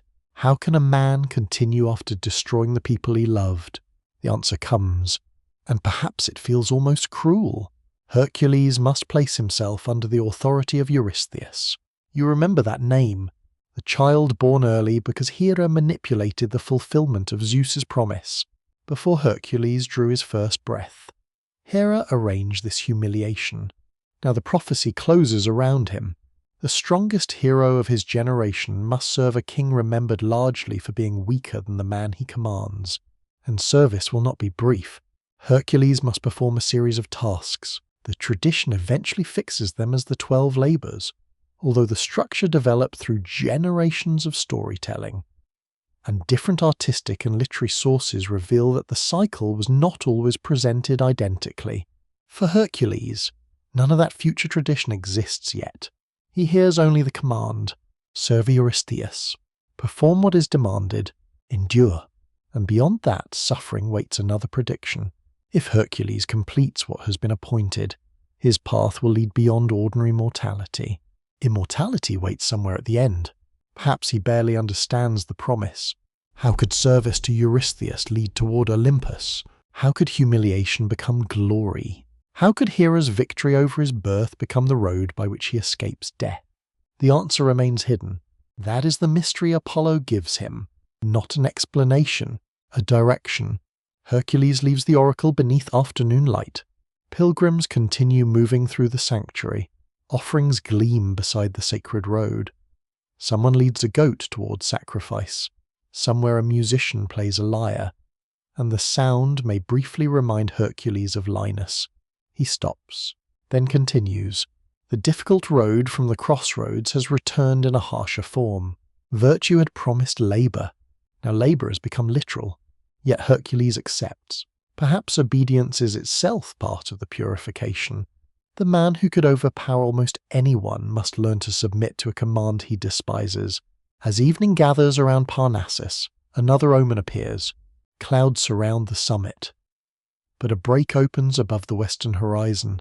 Sunlight passes through it and falls across the road Hercules must take. A priest notices. Follow the light, he might have said. Or perhaps no words are necessary. Hercules begins the journey toward Tiryns and the court of Eurystheus. Days later, the great walls rise before you. Tiryns is unlike the softer countryside surrounding it. Massive stones form fortifications so impressive that later Greeks attributed such masonry to the Cyclopes.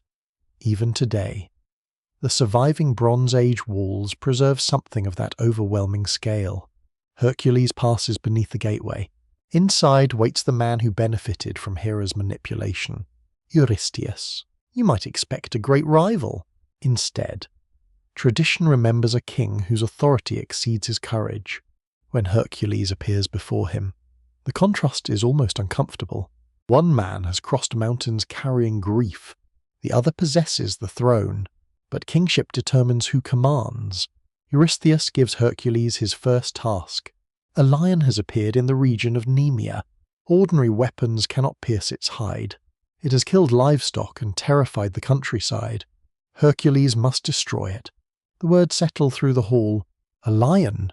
You remember Cytheron? Another predator. Another mountain hunt. But this one will not be like the first. This lion belongs to the world of monsters. Some traditions give it a supernatural ancestry, linking it to monstrous beings whose genealogies reach into the oldest layers of Greek myth. And its skin cannot be cut by mortal blades. Hercules leaves the palace. Night has fallen by the time he reaches the road. Stars spread above Tiryns. Far away, perhaps beyond the mountains, a lion roars. The first labour has begun, and Hera's carefully arranged servant is walking directly toward the deeds that will make him immortal. You leave the massive walls of Tiryns behind and follow Hercules north toward Nemea, where the first command of Eurystheus waits among dry hills and the shadowed valleys. The road is quiet beneath the afternoon sun. Cicadas sing from the scrub. Dust clings to Hercules' sandals, and somewhere ahead a creature feared by shepherds moves unseen through the landscape. The task sounds familiar. Kill a lion. Hercules has done this before on Mount Cithaeron. That earlier hunt helped transform the young man who killed Linus into someone capable of using his strength to protect others. But the Nemean lion is different. Stories have already gathered around it. Shepherds say arrows bounce from its hide. Hunters claim bronze blades cannot pierce it. Some traditions connect the beast to the monstrous lineage of Typhon and Echidna, while others give it different origins. Ancient mythology rarely leaves a famous monster with only one family tree. Whatever its ancestry, the result is the same. The lion cannot be killed by ordinary weapons. You enter Nemea as evening approaches. The landscape is beautiful in the fading light. Low mountains surround cultivated valleys. Vineyards and olive trees appear wherever the land permits them. Smoke rises from isolated farmhouses, but doors close early. People do not travel alone after sunset. The lion has changed the rhythm of life. Livestock must be guarded. Children are kept near houses. Every distant sound after dark becomes a possible warning. Hercules speaks with those who have seen the creature. A farmer describes enormous tracks beside a field. A shepherd remembers finding only blood where a goat had been tethered. Another man claims the lion disappeared into a cave with 2 entrances. Perhaps that detail matters. Hercules listens. The patience learned on Cithaeron remains with him. Then an old man offers a warning. Do not trust the hide. Do not trust the bow. If the lion truly belongs to the older monstrous world, human weapons may mean nothing. The words follow Hercules into the hills. At sunset, he discovers tracks. They are broad and deep. He follows them across hard ground, through brush, and toward rocky slopes where the last sunlight burns orange against stone. The air grows cooler. A faint smell reaches you. Animal musk. Then bones appear. The entrance to a cave opens ahead. Hercules stops. You remember another warning, spoken much earlier through the story of the crossroads. The difficult path would demand effort before glory. Now the path seems to lead literally into darkness. Hercules prepares his bow. The lion appears before he reaches the cave. It emerges between rocks with astonishing silence for such a large animal. For a moment you see only its outline. Then it turns. Hercules releases an arrow. The shaft strikes and falls. The lion barely reacts. A second arrow follows. Again, useless. The old warning was true. Hercules reaches for another weapon. It changes nothing. The hide cannot be pierced. The lion charges. You hear claws scrape stone. Hercules moves aside and strikes with his club. The impact would break the bones of an ordinary animal. The lion retreats, stunned but alive. Then it disappears into the cave. Hercules follows. Inside, the temperature drops. The scent of damp earth, fur, and old blood fills the darkness. His footsteps echo from stone walls. Then he notices something. Air moves through the passage. There is another entrance. If Hercules attacks from one side, the lion can escape through the other, so he leaves briefly and blocks one opening. It is a simple decision, not divine power, not overwhelming strength. Preparation. The hero who once struck Lanus before thinking now stops to control the battlefield. Then he enters again. The darkness closes around you. No arrow will help here. No blade can cut the animal. Eventually Hercules understands what must be done. He must approach the lion with nothing between them. The struggle becomes close and exhausting. You hear breathing in the darkness.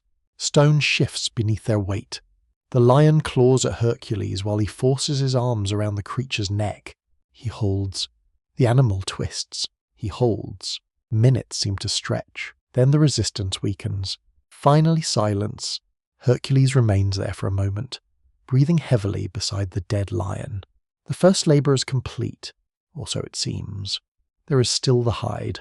Hercules attempts to cut it. His blade fails. The same skin that resisted arrows resists the knife. According to one famous tradition, Athena gives him the answer. Or the solution comes through realization only the lion's own claw can cut its invulnerable hide. Hercules uses it. Slowly the skin comes away. He places the lion skin over his shoulders. The image becomes inseparable from him. Across Greek pottery, sculpture, temple decoration, and later Roman art. The lion skin identifies Hercules almost instantly. Sometimes its head forms a hood above his own. Its paws hang across his chest. A monster has become armor. The symbolism is almost perfect. Hercules does not merely destroy dangers. He carries them forward. His suffering becomes protection. His victories become part of his identity. And the labour intended as punishment begins creating the visual language through which generations will remember him. You follow him back toward Tiryns. Villages emerge as news spreads. Relief passes through the countryside. Fires burn more freely after sunset. Shepherds can imagine returning to ordinary pastures. But Hercules is not travelling home. He has no true home now. He is returning to Eurystheus. When he reaches the palace, the king sees him approaching beneath the lion skin, and fear takes hold. Later tradition famously portrays Eurystheus hiding in a large bronze storage jar when confronted with the terrifying hero returning from his labours. Whether the image began as comic storytelling, artistic convention, or part of older tradition, it captures the central absurdity of their relationship. The king commands. The servant frightens the king. Eurystheus orders that future trophies be displayed outside rather than brought directly before him. Hercules has completed the task, but the king is not satisfied. And here another shadow enters. Some traditions say Eurystheus acts under Hera's influence throughout the labours. The queen who arranged his authority continues using it. If so, Hera has watched the first labour fail. The lion did not kill Hercules. It gave him armour. The punishment has strengthened him again, so the next task will be different. Not one enemy, many. A creature living near the springs and marshes of Lerna, a serpent-like monster whose breath carries death, and whose heads multiply when severed. The Hydra, and this time Hera will not merely watch from Olympus. She will send another creature into the fight. You leave Tiryns beside Hercules as clouds gather over the distant wetlands.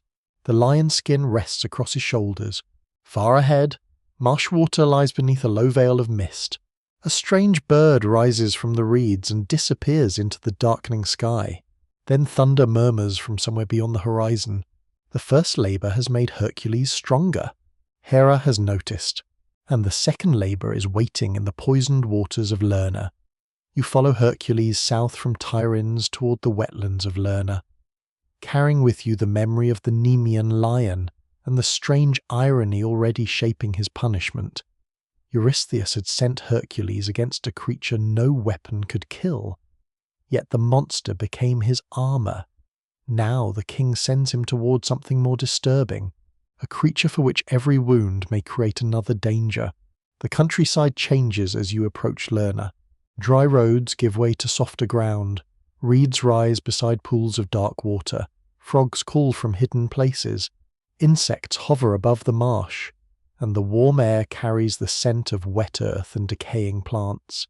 Mist gathers close to the water as evening approaches. For ancient Greeks, Lerna was not merely a swamp. It was a place touched by sacred mystery. Later traditions associated the region with entrances to the underworld and with ancient ritual practices. Archaeological discoveries reveal that people lived and worshipped around Lerna from very early periods.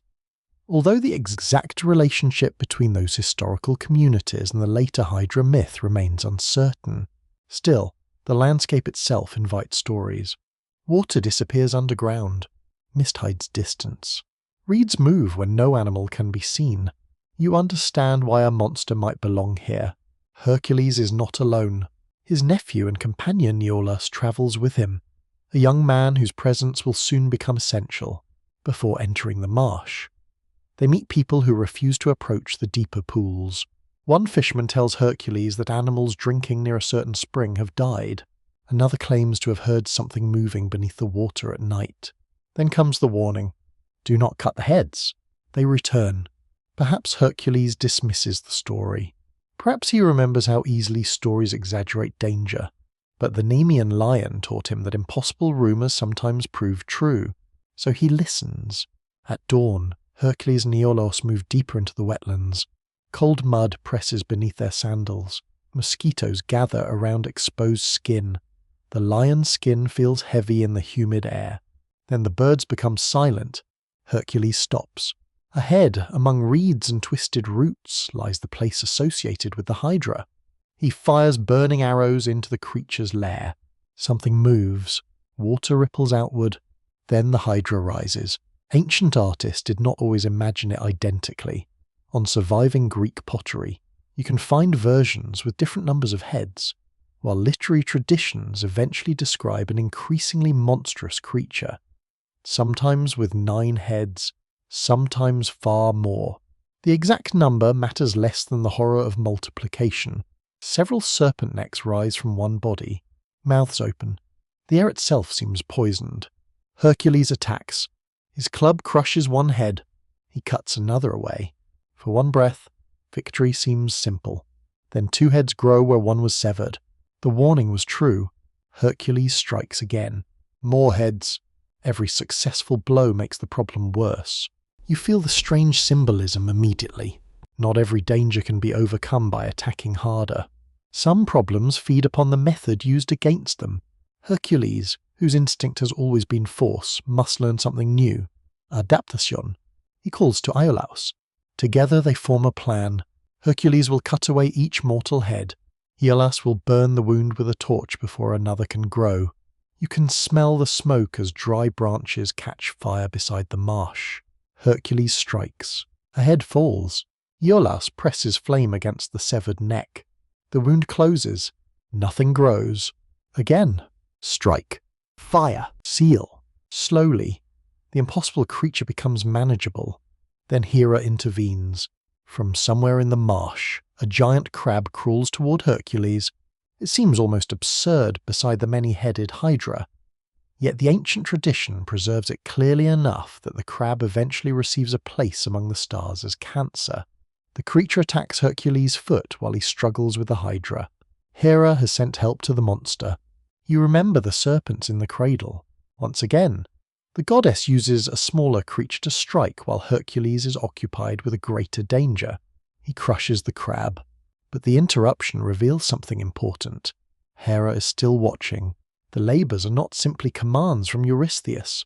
The rivalry remains personal. The goddess who delayed his birth and attacked his infancy has followed him into the marsh. Yet even Hera's crab will receive immortality in the sky. Greek mythology is full of these strange reversals, where defeat on earth becomes memory in the heavens. The battle continues. Eventually only one head remains. The immortal head. It cannot be destroyed like the others. So Hercules cuts it away and buries it beneath a heavy rock beside the road. The danger is contained rather than annihilated. Then Hercules performs one final act. He dips his arrows into the Hydra's poisonous blood. From this moment, his arrows carry something more dangerous than ordinary bronze. A wound from them can become fatal.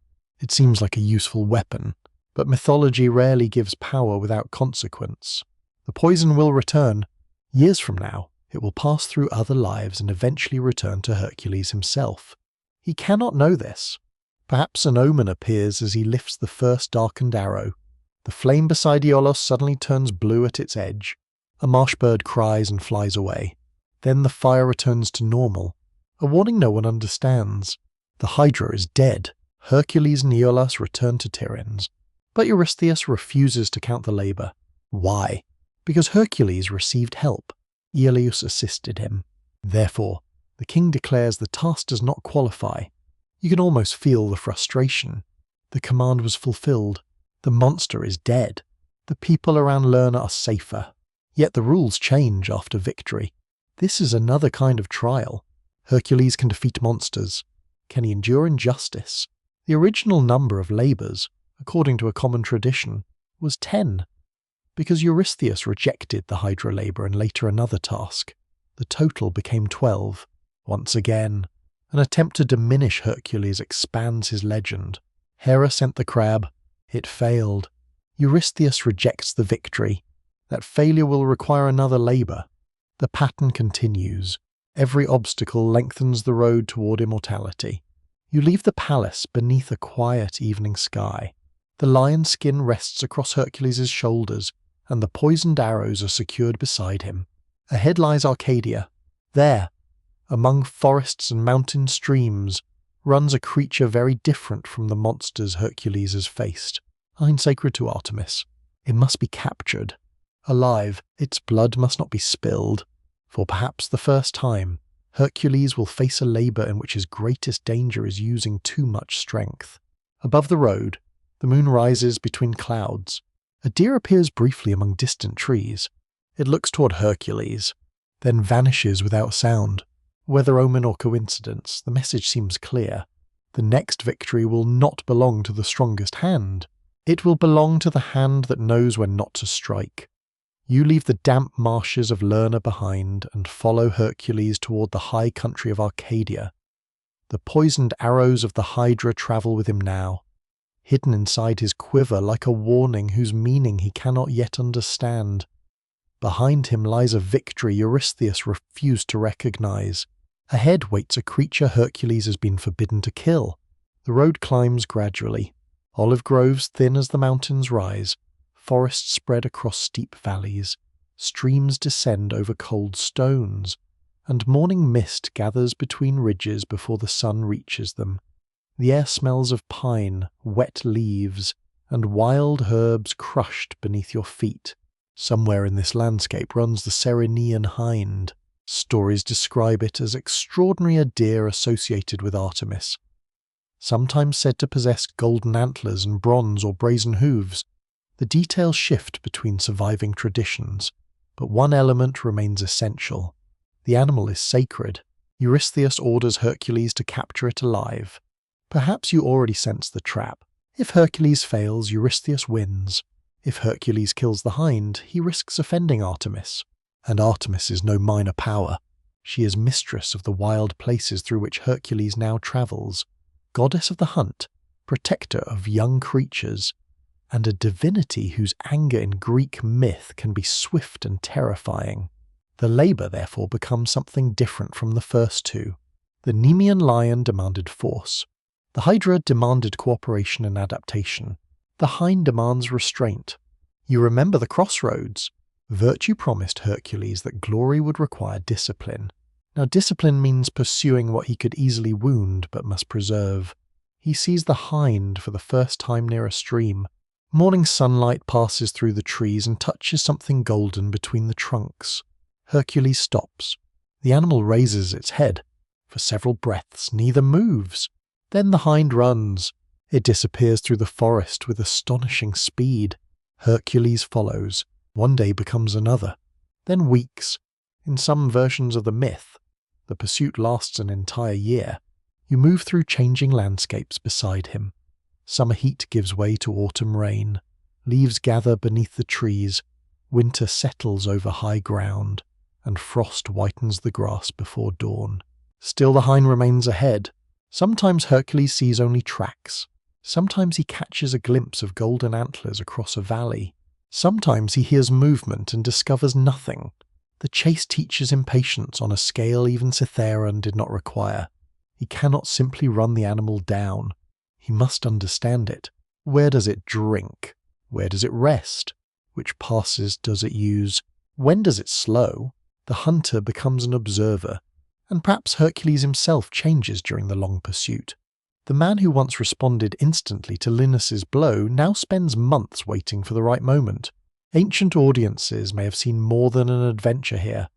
Sacred animals belonged within a religious world in which humans could hunt, sacrifice, farm, and use the landscape, but boundaries still existed. Certain groves, springs, creatures, and places belonged especially to gods. Power did not grant permission. Even Hercules had to respect what was sacred. One evening, beneath a cold sky, he dreams. He sees the hind standing inside a grove illuminated by moonlight. Behind it stands a woman carrying a bow. Her face remains hidden in shadow. Hercules reaches toward the animal. The woman raises one hand, not threatening him, stopping him. Then Hercules wakes. The forest around him is dark. A small fire burns beside his resting place. Wind moves through the branches, and somewhere far away an owl calls. Was it Artemis? Only a dream. Ancient people took dreams seriously enough that the uncertainty itself could carry weight. Hercules becomes even more careful. Eventually, the pursuit leads him toward a river. The hind slows. Perhaps exhaustion has finally touched it. Perhaps destiny has simply reached the appointed moment. Hercules draws his bow for an instant.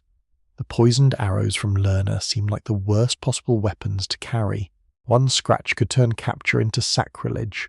Some traditions say Hercules wounds the hind lightly. Others emphasize that he captures it without serious harm. The versions differ because storytellers face the same problem Hercules faces. How can the greatest hunter capture an impossibly swift, sacred animal without violating Artemis? Whatever method you follow, Hercules succeeds. The hind is alive. Then the goddess appears. Artemis confronts him. Apollo may stand beside her in some accounts, adding another divine presence to the moment. You can imagine the forest becoming still. The goddess looks toward the captured animal, then toward Hercules. Why has he touched what belongs to her? The question is more dangerous than any roar. Hercules cannot fight his way out. So he explains. He does not claim ownership. He does not boast. He tells Artemis that Eurystheus commanded the labor and that he intends no insult to her. This humility matters. The hero asks the goddess to understand the difference between necessity and disrespect. Artemis allows him to continue. The warning from the dream has been honored. Hercules carries the living hind back toward Eurystheus. Yet one final problem remains. If Hercules gives the sacred animal permanently to the king, he becomes responsible for removing it from Artemis. So tradition gives him a clever solution. When Eurystheus comes to receive the hind, Hercules allows the king himself to reach for it. At the crucial instant, Hercules releases his hold. The hind escapes. It runs, past the palace, across the open ground, toward the distant forests. Hercules has technically brought the animal to Eurystheus, and Artemis has regained what belongs to her. You can almost imagine the faintest satisfaction beneath the lion skin. The labor has been completed without slaughter. No monster lies dead. No poisonous blood stains the earth. The victory belongs to patience, diplomacy, and timing. Hera's manipulated servant is becoming something more complicated than the brute force she may once have expected. And perhaps this is why the labors matter. They do not merely reveal Hercules' strength. They educate it. The next command, however, returns him to a more familiar danger. In the mountains of Erymanthus lives a massive boar. It tears through fields, destroys crops, and terrifies travelers. Eurystheus wants it captured alive. Once again, killing is forbidden. As Hercules leaves Tiryns, clouds gather over Arcadia. Winter has come to the high country. Snow covers the upper ridges. A traveller approaching from the mountains gives Hercules a warning. The boar has been seen above the tree line. It is enormous, and a storm is coming. You follow Hercules toward the white peaks as the first snowflakes drift through the evening air. Behind him, the sacred hind is already disappearing into Artemis's forests. Ahead, somewhere among frozen ravines, the boar waits, and in Tiryns. The king who commands the strongest man in Greece has no idea that his next humiliation is walking toward him through the snow. You follow Hercules back into the mountains of Arcadia as winter settles over the high country. Behind him, the golden hind has vanished into the sacred wilderness of Artemis, unharmed. Ahead, snow gathers along the ridges of Erymanthus, where another creature waits, and once again Eurystheus has demanded that Hercules bring it back alive. The road rises through forests darkened by weather.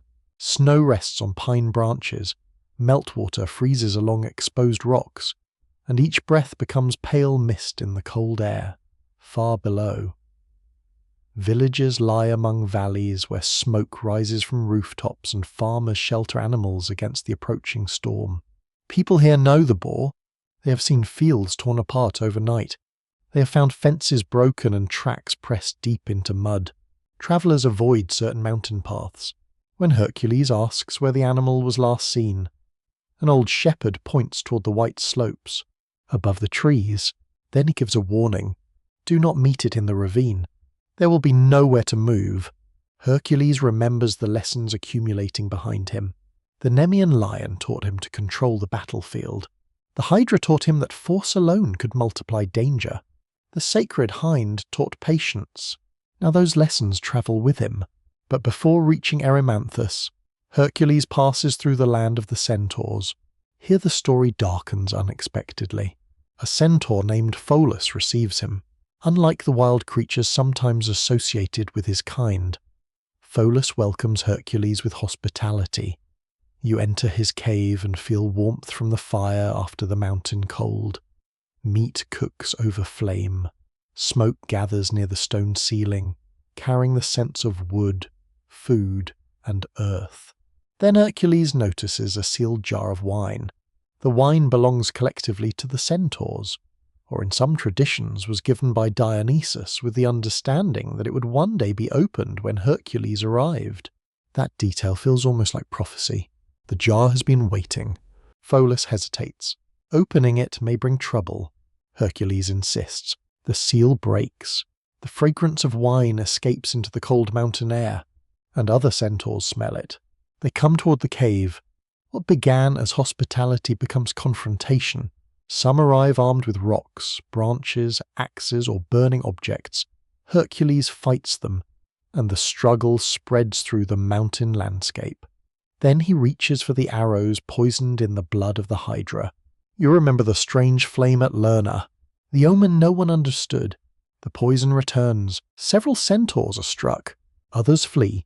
Among those connected with what follows is Chiron, the wise centaur, teacher of heroes, different in nature and reputation from the violent figures around him. Through accident or confusion, Chiron is wounded by one of Hercules' poisoned arrows. The wound cannot heal, yet Chiron is immortal. He cannot simply die. The poison therefore becomes endless suffering. Hercules has carried the Hydra beyond Lerna. The monster is dead, but its venom continues acting through him. And the tragedy does not end there. Pholus examines one of the deadly arrows, wondering how something so small could kill such powerful beings.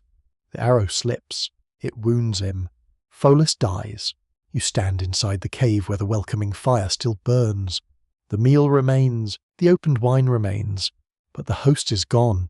Hercules has not intended this. Again, his journey leaves consequences behind.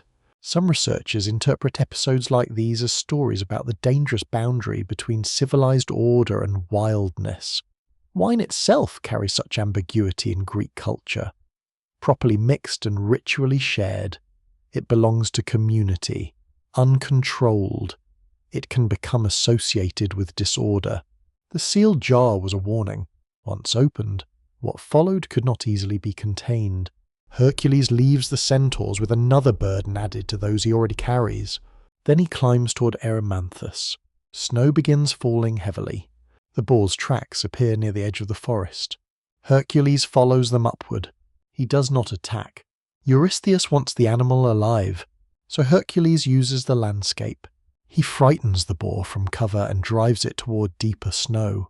The animal charges through drifts, powerful at first, but snow works against its weight. Each movement becomes harder. Hercules keeps pressure behind it. The chase continues until the boar is exhausted. Then he closes in. The animal struggles. Its tusks sweep through the air, but Hercules binds it, alive. The mountain storm begins clearing as he descends. Imagine the strange procession. Hercules walks beneath the lion's skin while carrying or dragging the enormous captured boar. Snow melts from his shoulders as the road drops into warmer country. People stop to stare. News travels ahead. By the time Hercules reaches Tiryns, Eurystheus knows what is coming. And the king is terrified. Ancient art and literature preserve one of the most memorable images in the Hercules cycle. Eurystheus hiding inside a great bronze storage vessel, while Hercules presents the captured boar. The contrast is almost theatrical. Hercules stands outside after wrestling a monster alive from the winter mountains. The king who ordered him there hides inside a jar. You might hear laughter in the ancient audience. But beneath the humour is the same irony Hera created before Hercules was born. Eurystheus possesses authority because Hera manipulated the prophecy. Hercules possesses greatness despite lacking authority. Who then is truly superior? Greek myth often separates status from worth.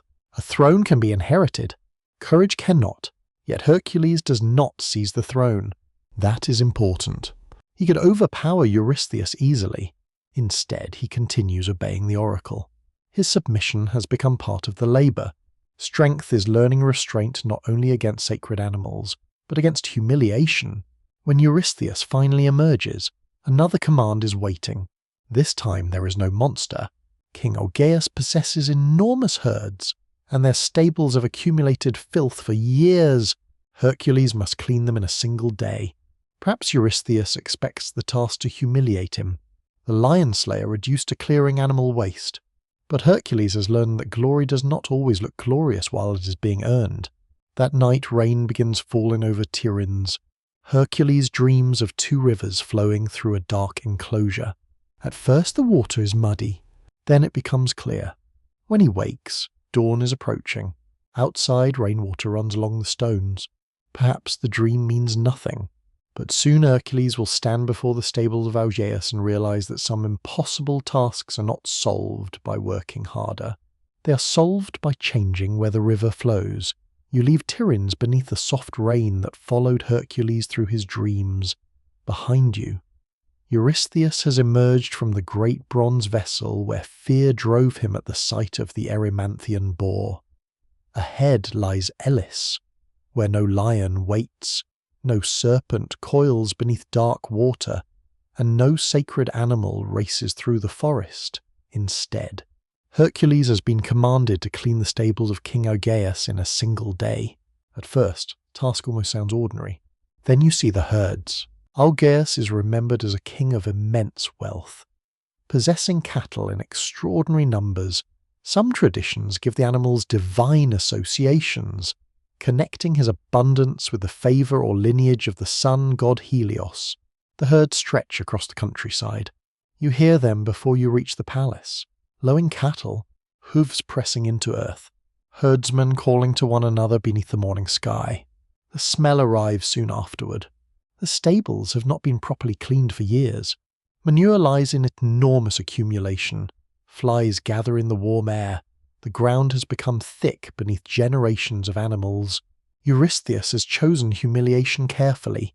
Hercules has worn the skin of the Nemean lion. He has faced the Hydra. He has pursued the sacred hind across the wilderness.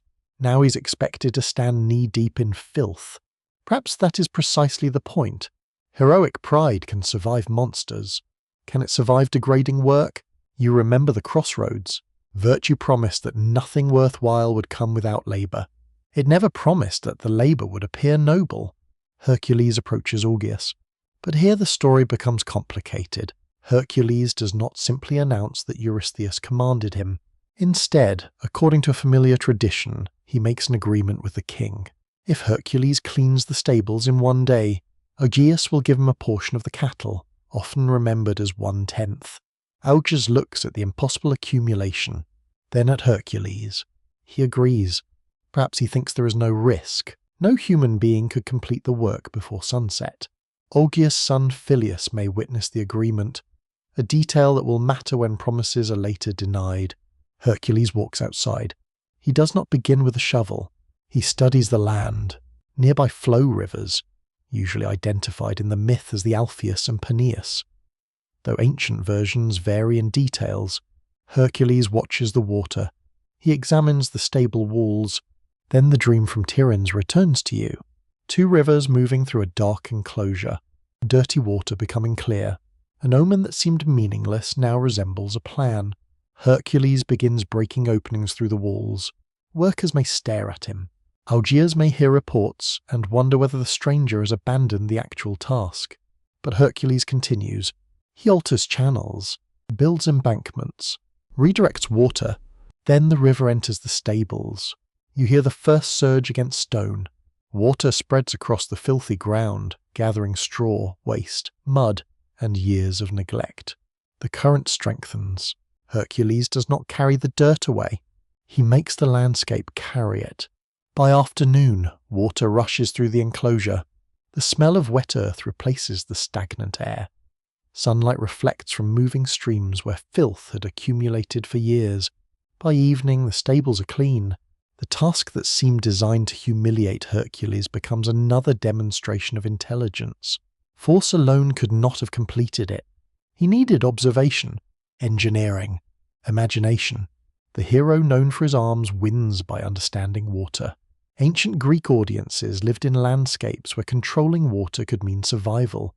Channels, wells, drainage, irrigation, and access to spring-shaped agriculture and settlement. A story about redirecting rivers therefore carried a practical kind of grandeur. Hercules has turned nature into an ally. But now comes the harder part. Payment. Hercules approaches Augeas and claims the promised cattle. The king refuses. Perhaps Augeas has learned that Hercules was already required by Eurystheus to perform the task. If so, he argues, why should he pay for work Hercules was obligated to do anyway? Hercules insists that an agreement was made. Phileus supports him. A promise is a promise. Here the conflict shifts from strength to justice. In Greek culture, oaths and agreements could possess sacred weight. Zeus himself had associations with oaths and the protection of order. Breaking sworn commitments was not merely poor behavior, it could invite divine consequence. Yet Augeas denies the agreement. Phileus testifies against his own father, and father and son are divided. The dispute grows. In some traditions, Augeas drives both Hercules and Phileus away. In others, later conflict develops into war, and Hercules eventually returns to punish the king. For now, Hercules leaves without the reward he expected, but another disappointment waits in Tiryns. Eurystheus hears how the stables were cleaned, then he rejects the labour, because Hercules arranged payment. The king declares that the task cannot count. Once again, success is erased by a technicality. You remember Lerna. Iolaus helped Hercules defeat the Hydra, so Eurystheus rejected that labour too. 2 victories, 2 refusals. The original cycle of 10 tasks is stretching toward 12, and Hera's earlier manipulation continues producing the opposite of what humiliation was meant to accomplish. More labours mean more suffering, but they also mean more stories, more victories, more glory. Heracles, the glory of Hera. The name begins to feel almost prophetic. Perhaps the goddess herself sees the irony. Yet Hercules does not know how later generations will remember him. He only knows that Eurystheus has rejected his work again. For a man once ruled by anger, the moment is dangerous. He could tear apart the palace. He could seize the king who hides from boars and end the humiliation immediately. But Hercules does not. The purification demanded by Delphi requires obedience, and so he waits for the next command. That restraint may be a greater victory than cleaning the stables. Then Eurystheus tells him about Lake Stymphalus, a marshland in Arcadia. Birds gather there in unnatural numbers. Later traditions describe them with metallic feathers, dangerous beaks, and the ability to attack people. The wetland is difficult to cross. The birds are difficult even to approach. Another impossible task, another landscape. That night, Hercules sleeps outside Tiryns beneath a clear sky. He dreams of a lake covered in mist. Thousands of birds sit silently among the reeds. Then a metallic sound rings across the water. One bird rises, then another. Suddenly the entire sky becomes dark with wings. Hercules wakes before dawn. For a moment he still hears the ringing, but the road is silent. Only the distant movement of livestock reaches him through the darkness. When morning comes, he begins walking toward Arcadia. The poisoned arrows remain in his quiver. The lion's skin rests across his shoulders. Behind him, rivers have washed years of neglect from Augeas' stables. Ahead, mist lies over Lake Stymphalus, and somewhere beyond mortal sight, Athena is preparing to place a strange bronze instrument into Hercules' hands. You follow Hercules once more into Arcadia, where the mountains descend toward Lake Stymphalus and the road becomes damp beneath your feet. Behind him, the rivers of Elis have carried years of waste from the stables of Augeas, though Eurystheus refused to recognize the labor. Ahead, morning mist rests over a lake so quiet that at first it is difficult to believe anything dangerous lives there. The silence is deceptive. Reeds cover much of the wetland, mud lies beneath shallow water, and dense vegetation conceals the shoreline. Insects hover above dark pools. Frogs call from hidden places. Occasionally a fish disturbs the surface and sends circles outward through the mist, but you hear very few birds. That seems strange. Then Hercules finds the first feather. It lies among the reeds. He lifts it. According to later traditions, the feathers of the Stymphalian birds were hard and sharp, sometimes described almost like bronze. Their beaks and claws were dangerous, and some storytellers imagined them releasing their feathers as weapons. Earlier sources do not preserve every detail consistently. As with many creatures in the Hercules cycle, centuries of storytelling enlarge their strangeness, but everyone around the lake agrees on one thing. The birds have made the region dangerous. Farmers avoid nearby fields. Travelers stay away from the water. The creatures gather in numbers too great for ordinary hunters to confront. Hercules walks toward the marsh. Almost immediately he encounters a problem. There is nowhere solid to stand. Each step into the wetlands sinks into mud. The reeds grow thick enough to hide movement, and the deeper water prevents him from reaching the places where the birds gather. He could fire arrows blindly, but that would accomplish little. He could enter farther, but the mud may trap him. Once again, strength is not enough. You remember the Nemean cave, the Hydra's multiplying heads, the sacred hind, the rivers of Augeas. Every labor has been teaching the same lesson in a different language. Power must adapt. Hercules steps back from the water. Then something moves through the mist. A woman approaches. Athena. You have met her influence before, when Hercules defended Thebes. Now the goddess of wisdom and strategic warfare appears again at the moment when brute force has reached its limit. She carries an unusual object, a bronze rattle or clapper, often called a crotalon in later descriptions. Some traditions say Hephaestus made it. Imagine its surface catching the pale morning light. Athena places it in Hercules' hands. No elaborate explanation is necessary. The tool does not kill. It creates sound. Hercules climbs toward higher ground overlooking the marsh. Wind moves through his lion's skin. Below him, mist drifts across the reeds. He raises the bronze instrument. Then he strikes it. The sound tears across the lake. Metallic, harsh, unnatural against the quiet landscape. For one moment, nothing happens. Then the reeds begin moving. A bird rises. Another follows. Then dozens. Hundreds. The sky fills with wings. You understand the dream from Tiryns. The silent lake. The metallic ringing. The darkness rising into the air. It was a warning, or perhaps a promise. Hercules strikes the rattle again. The birds erupt from hiding. Now he can see them. And now the bow becomes useful. He reaches for his arrows. Among them are shafts dipped in the Hydra's blood. The poison that wounded Chiron and killed Pholus remains with him. Another callback to a victory whose consequences refuse to stay in the past. Hercules fires. Birds fall. Others scatter beyond the lake. Ancient versions differ over whether Hercules kills the entire flock or merely drives most of it away. In some later mythic geography, surviving birds reappear elsewhere, extending their story beyond Arcadia. The uncertainty is fitting. Not every danger in Hercules' world is completely destroyed. Sometimes civilization simply pushes the wild threat farther away.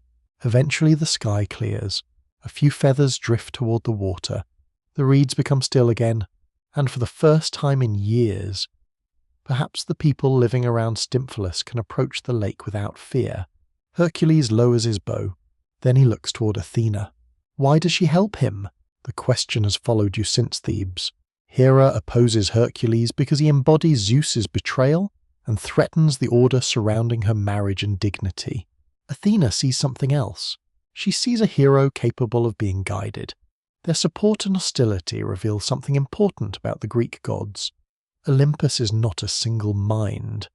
Divine powers overlap, disagree, compete, and support different mortals for different reasons. The ancient Greeks could worship Hera and Hercules without necessarily experiencing the contradiction in the way a modern reader might. Mythic conflict and religious practice did not always operate as simple statements of loyalty. Hera could be honored as queen of the gods. Hercules could be honored as hero and later god. Their rivalry belonged to sacred storytelling, where tension itself could explain the shape of the world. And perhaps Hera's hostility is changing Hercules in ways Athena can use. The infant who strangled serpents relied on instinct. The young man who killed Linus relied on anger. The hero standing beside Lake Stymphalus has learned patience, cooperation, diplomacy, engineering, and strategy. Hera wanted him diminished. Instead, adversity has educated him. That realization creates another mystery. If a god sees that punishment is making an enemy stronger, why continue? Pride, destiny. Or does Hera understand something about Hercules' eventual place among the gods that he does not yet understand himself? The surviving traditions do not offer one answer. You return to Tiryns. Eurystheus receives news that the birds have been driven from Stymphalus. Another task completed. This time he cannot dismiss it. But his next command changes the scale of Hercules' journey. Until now, most of the labours have kept him within mainland Greece. Nemea, Liurna, Arcadia, Elis. Now Eurystheus points beyond the sea. Crete, an island of ancient palaces, sacred caves, mountains, harbours, and stories older than many Greek cities themselves. A great bull is raging there. The animal is connected in tradition with King Minos and the god Poseidon, though the precise chain of myth varies. Hercules must sail to Crete. He must capture the bull alive. For the first time in the labours, the sea itself becomes part of the road. You walk with Hercules toward the harbour. Salt enters the air before the water becomes visible. Gulls circle above warehouses. Sailors carry amphorae and rope between ships. Wooden hulls creak against stone quays while waves strike the harbour wall. Hercules steps aboard. The lion skin moves in the sea wind. Behind him lies the Greek mainland where Hera has haunted him since birth. Ahead lies Crete. That evening, sailors notice a strange glow along the horizon, a distant storm. Lightning flickers without thunder. One old helmsman watches it and gives a quiet warning. Poseidon's waters are never merely empty distance. Hercules looks toward the dark sea. Then the ship leaves the harbour. Above, the first stars appear. Below, black water stretches toward an island where a sacred bull is waiting. And the world of Hercules is about to become much larger. You sail south with Hercules beneath a sky slowly brightening over the Aegean. Behind you, the mountains of mainland Greece fade into blue haze. Ahead lies Crete, and with every stroke of the oars, the world of the labours expands beyond the familiar landscapes where Hera first shaped his destiny. The sea has its own rhythm. Water strikes the wooden hull, ropes tighten in the wind. Gulls follow the ship for a time before returning toward distant islands. Salt gathers on your lips, and the smell of pitch, timber, fish, and seawater fills the deck. At night, sailors navigate beneath stars that seem impossibly bright. Then Crete appears. Mountains rise beyond the coastline, harbours shelter fishing vessels and merchant ships carrying oil, wine, pottery, timber, metal, and grain. The island already carries the memory of civilizations ancient even to later Greek storytellers, long before classical poets shaped the Hercules cycle. Great Bronze Age palaces had stood at places such as Knossos, Phaistos, and Malea.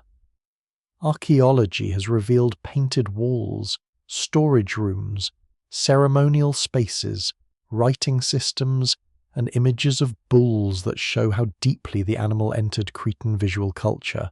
Whether those distant traditions directly shape this labour remains debated, but when Hercules steps onto Crete, he enters an island where the bull already feels at home in memory. The creature he seeks is no ordinary animal. In familiar versions, it is connected with King Minos and Poseidon. You may remember the broader story. Minos asks Poseidon for a divine sign confirming his right to rule. A magnificent bull emerges from the sea, intended for sacrifice back to the god. But Minos keeps it. The refusal carries consequences. In some traditions, Poseidon makes the bull wild. Through another chain of divine punishment, the animal becomes entangled with a story that eventually produces the Minotaur. By the time Hercules arrives, the bull is raging across Crete. Fields are damaged. People flee when it approaches. Smoke and dust rise where it charges through cultivated land. King Minos does not oppose Hercules' mission. Perhaps he's relieved. Hercules asks where the bull was last seen. A farmer points toward the hills. Then he offers a warning. Do not underestimate an animal that came from the sea. At dawn, Hercules finds it. The bull stands in an open field beneath the first sunlight. Its body is enormous. It lowers its head. For a moment, Hercules and the creature remain still, measuring one another across the grass. Then it charges. Hercules does not reach for a poisoned arrow. The animal must live. He moves aside, turns, and closes with it. Dust rises. Hooves tear the ground. The bull throws its weight against him, but Hercules holds. Again you see the lesson of the sacred hind and the Erymanthian boar. Victory does not require killing. Eventually the bull tires. Hercules binds it. And then comes the extraordinary image of the return journey. Some traditions simply have Hercules transport the animal by sea.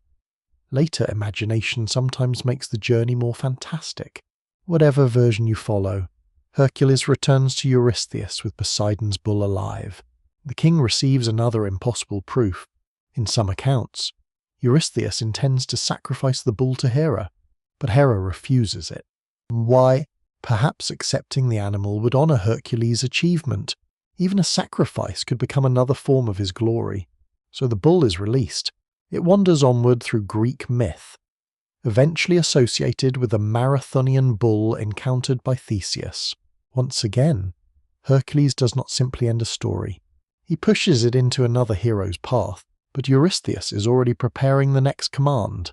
This time Hercules must travel north, far beyond the comfortable centre of the Greek world, toward Thrace. There rules Diomedes, a king remembered not for the heroic qualities his name might suggest, but for something horrifying. His mares eat human flesh. You cross the sea again. The weather grows colder as Hercules travels north. Coastlines become unfamiliar. Languages and customs change. To Greek storytellers, distant lands often provided spaces where ordinary rules could be inverted, and monsters could exist beside human kings. That does not mean historical Thracians resembled the mythic caricatures placed upon them. Greek literature frequently projected fears onto peoples living beyond familiar political and cultural boundaries. The labour therefore tells you as much about Greek imagination as about geography. Hercules reaches the kingdom of Diomedes. The horses are kept under restraint. You hear them before you see them. Hooves strike timber. Chains pull tight. Their breath rises in clouds from their nostrils. The smell of hay mixes with something metallic and unpleasant. Hercules approaches carefully. These are beautiful animals. That makes them more disturbing. Violence does not always wear a monstrous face. The king who owns them is worse. Traditions say Diomedes feeds strangers to his mares.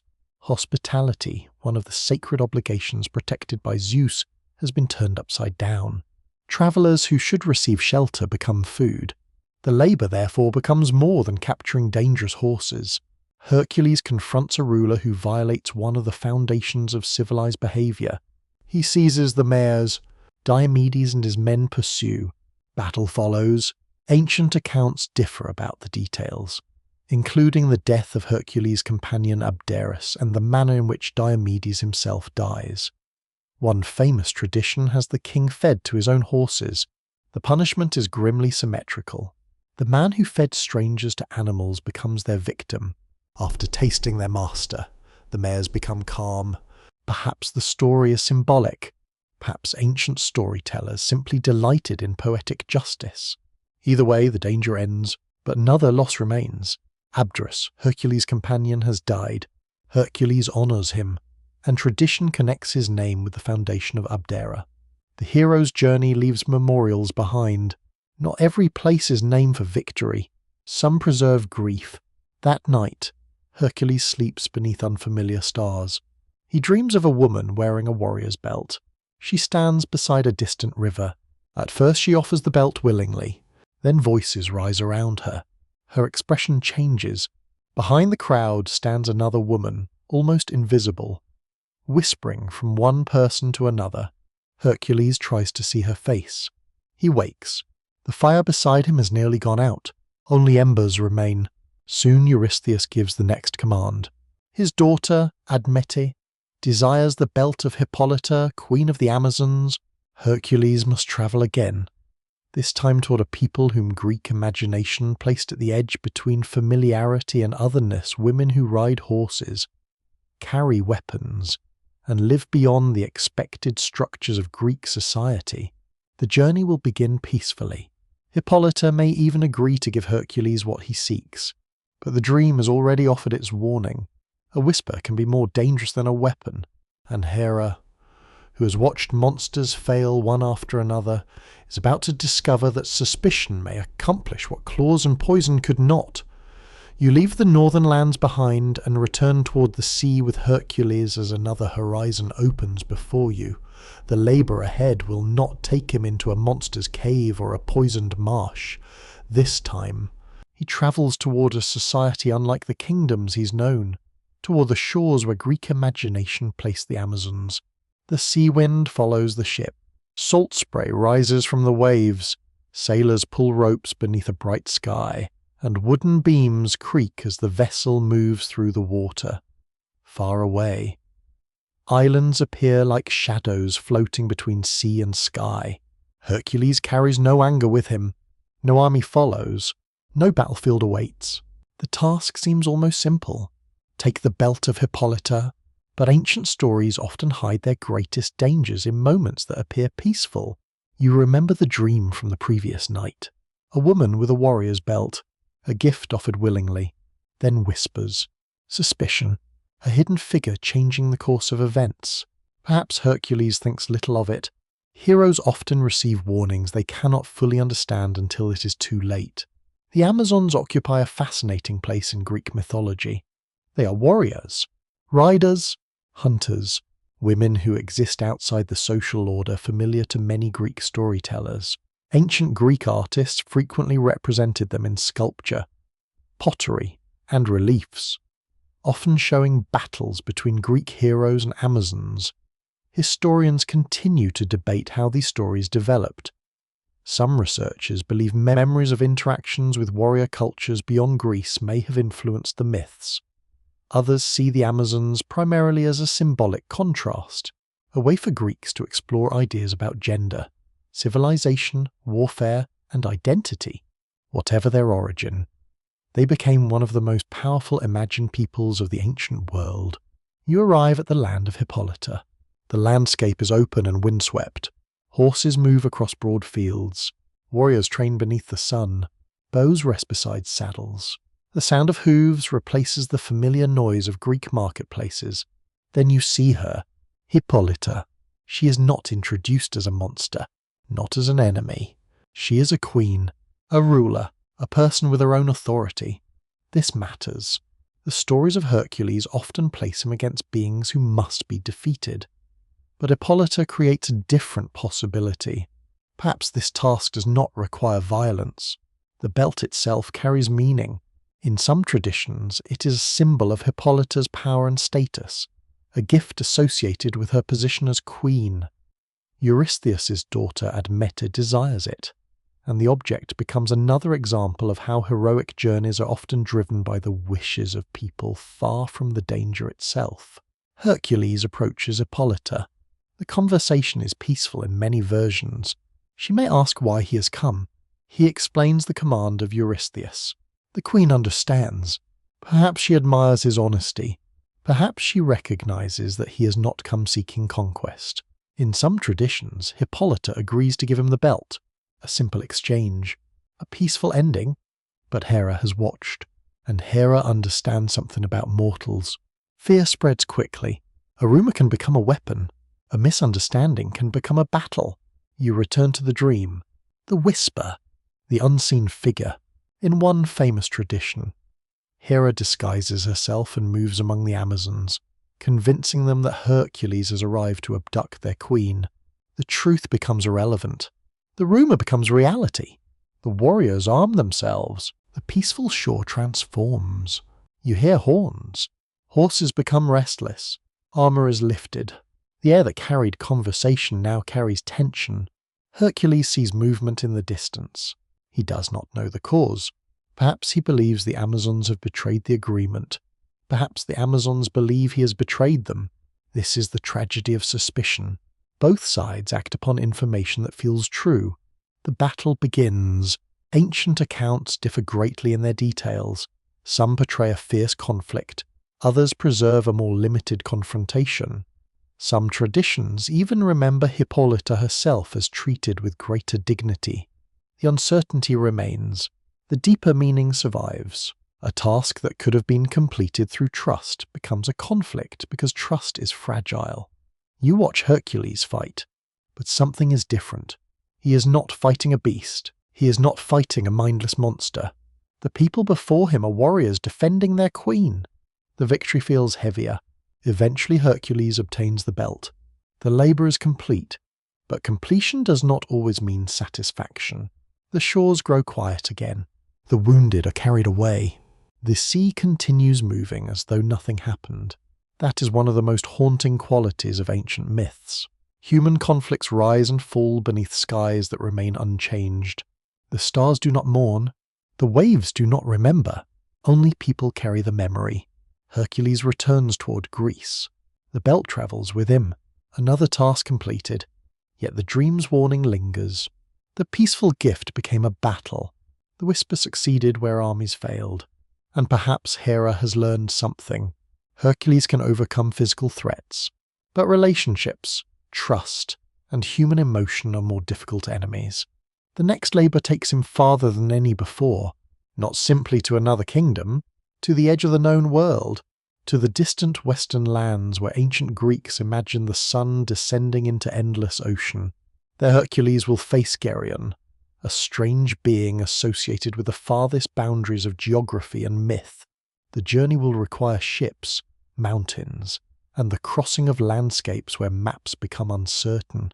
Before leaving, Hercules visits a sanctuary. A priest observes him quietly. The priest notices the lion skin, the weapons, the exhausted expression of a man carrying too many victories. Then he gives a warning. Beyond the sea, even the familiar world changes. Perhaps it is advice, perhaps prophecy. Hercules continues. He boards the ship. The coastline shrinks behind him. The Aegean becomes a memory. The waters widen. Above him, seabirds disappear toward distant horizons, and somewhere beyond the western edge of Greek imagination waits a land of giants, golden cattle, and a warrior named Geryon. The labors that began as punishment are now carrying Hercules beyond the limits of ordinary human experience. Hera wanted him to suffer, but suffering has made his world larger. You sail westward with Hercules toward places where Greek imagination begins to blur the boundary between geography and myth. The familiar shores of Greece disappear behind you. The sea stretches endlessly beneath the sky, and the horizon becomes a line that seems impossible to reach. The farther Hercules travels, the more the world changes. Ancient Greeks imagined the far west as a mysterious place where the known world slowly faded into uncertainty. Beyond familiar islands and trading routes lay regions filled with strange landscapes, distant peoples, and stories carried by sailors returning from long voyages. For Hercules, this is no longer simply a labor. It is a journey to the edge. The ship moves beneath changing skies. Some days the water is calm, reflecting the sun like polished bronze. Other days, waves rise against the hull, and sailors tighten ropes while watching dark clouds gather in the distance. At night, Hercules stands beneath unfamiliar stars. Perhaps he wonders how far he has travelled from Thebes, from Megara, from the cradle where Hera's serpents first came, from the moment when his entire life changed because a goddess delayed his birth. The labours that began as punishment have carried him farther than any crown could have done. Eventually the western coast appears. Different traditions place Geryon's home in different locations, often associated with the distant lands around modern Iberia. Ancient storytellers were less concerned with exact maps than with the feeling of reaching the farthest boundary of human exploration. Here lived Geryon, a figure unlike the monsters Hercules had previously faced. Not a beast, not a serpent, a being with human intelligence and extraordinary power. Descriptions vary. Some traditions portray Geryon as having 3 bodies or 3 joined forms. Others emphasize his strength and his role as guardian of magnificent cattle. The cattle themselves are unusual. Their color and beauty make them worthy of divine attention, and guarding them is a task designed to test Hercules beyond Greece. You arrive in a landscape of open fields, distant mountains, and wide skies.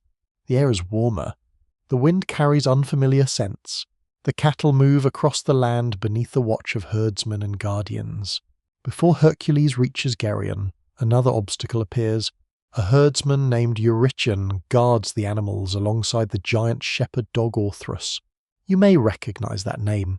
Orthrus belongs to the same monstrous family as Cerberus, the guardian of the underworld.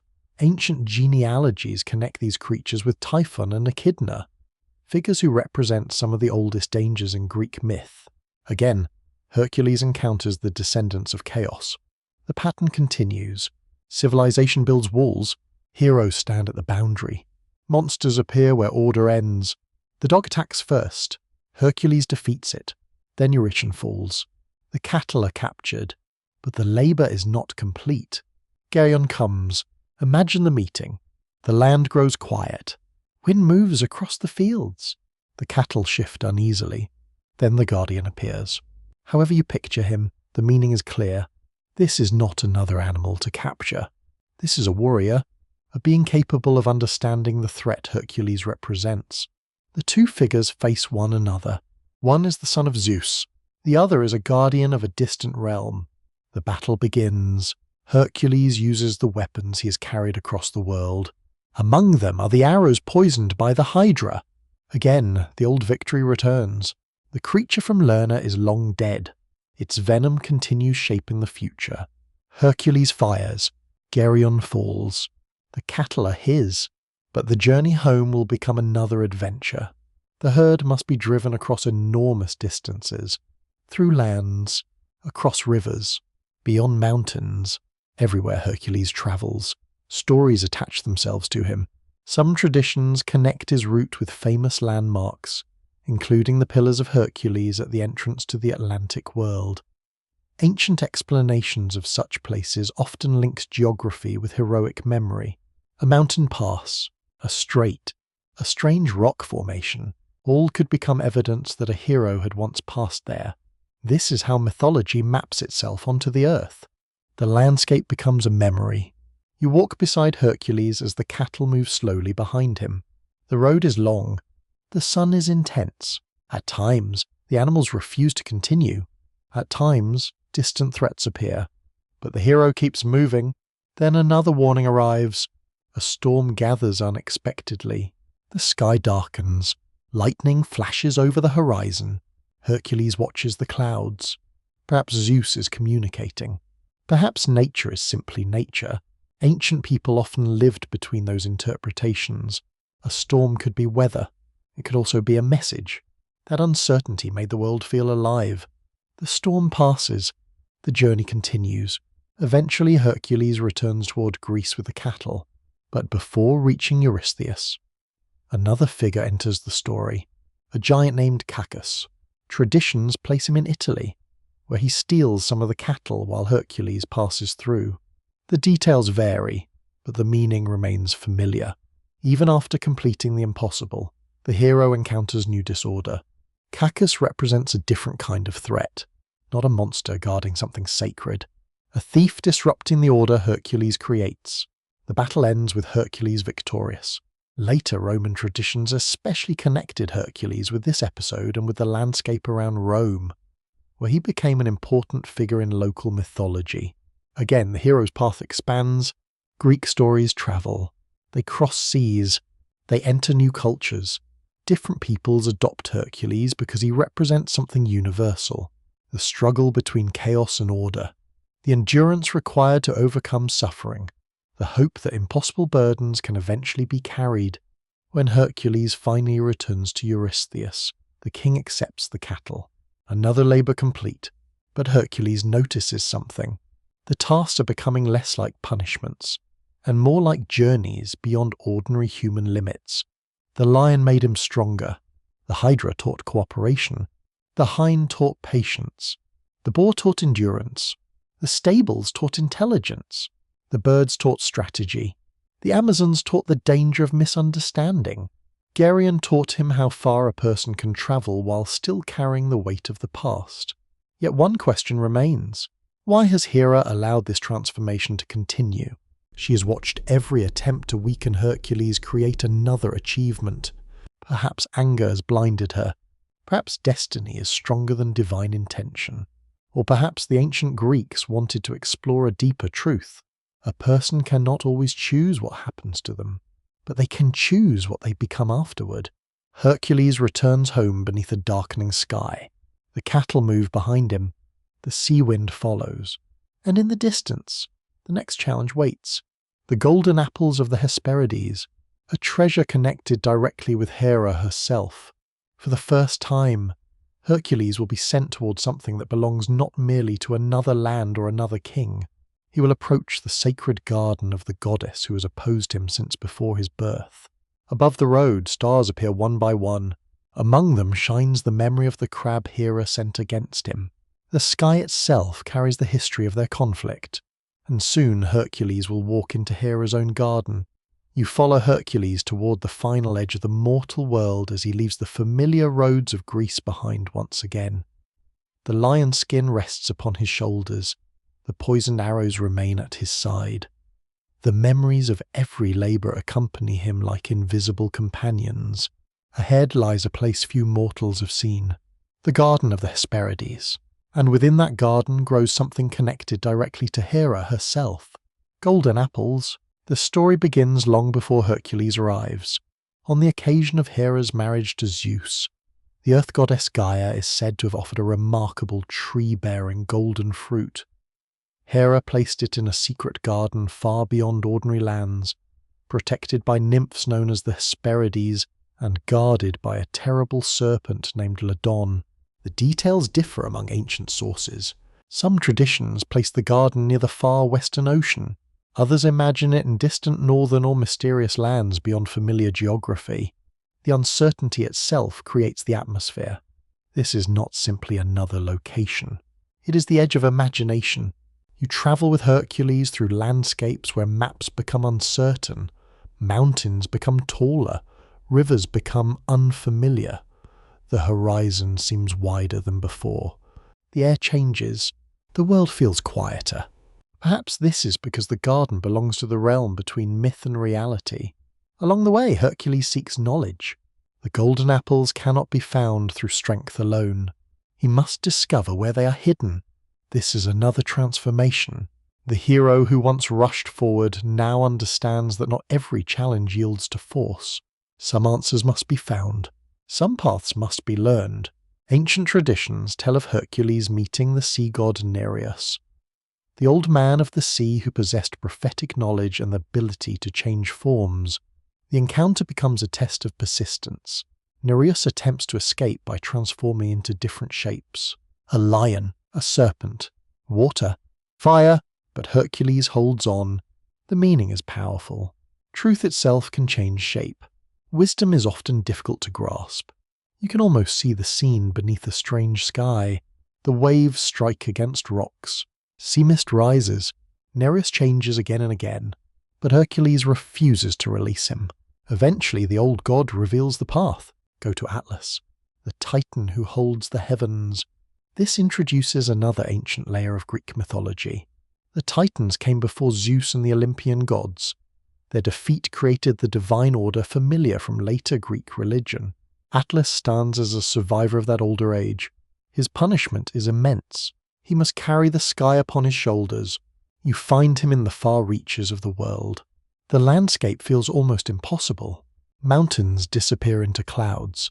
The air is thin. The heavens seem close enough to touch. Atlas stands beneath the weight of eternity. Hercules approaches, and here the story becomes unexpectedly peaceful. Hercules does not fight. He does not challenge Atlas. Instead, he asks for help. Atlas knows where the garden lies. Perhaps he can retrieve the apples himself. But there is a problem. Someone must hold the sky while he's away. So Hercules takes the burden. For a moment, the strongest man in Greek mythology carries the universe. You stand beneath the image. The hero who lifted monsters now lifts something far greater. The sky itself, the stars, the movement of the heavens. Ancient audiences would have felt the scale of this moment.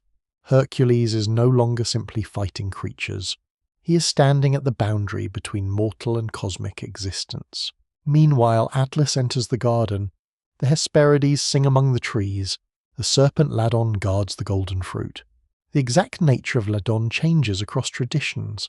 Some describe a dragon-like serpent with many heads. Others imagine a guardian serpent of immense power. But the purpose remains. The apples are protected. They belong to divine space. Eventually Atlas returns with the apples.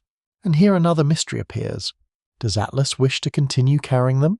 Some versions suggest that after feeling free from the sky's weight, Atlas does not want to take the burden back. He tells Hercules he will deliver the apples himself. Perhaps he intends to leave Hercules holding the heavens forever. But Hercules understands. He cannot simply argue. He cannot overpower a Titan while supporting the cosmos. So he uses intelligence. He asks Atlas to hold the sky for only a moment while he adjusts his position. Atlas agrees. Hercules takes the burden back. The hero escapes. The apples are obtained. Once again, the labour is completed not by strength alone, by patience, by cleverness, by understanding another being's desires. The same qualities that began developing through every earlier trial now reach their fullest expression. When Hercules returns, Eurystheus receives the golden apples. But another complication appears. These apples belong to the gods. What should happen to them? Different traditions preserve different answers. Some say Athena returns the apples to their proper place. Others leave the question open. Perhaps the fruit was never meant to remain among mortals. Perhaps some things can only be borrowed from the divine world, never owned. You remember the beginning of the story. Hera's anger started because Hercules represented Zeus's betrayal. Now Hercules has entered Hera's own sacred domain. He has approached something protected by her, and yet he does not destroy it. He does not steal it for himself. He completes the task and lets the divine order continue. That detail matters. The child Hera tried to prevent has become a hero capable of respecting the boundaries of the gods. The irony deepens. The goddess who feared Hercules' existence has helped create the qualities that make him worthy of Olympus. Yet one final great labour remains, and it is unlike all the others.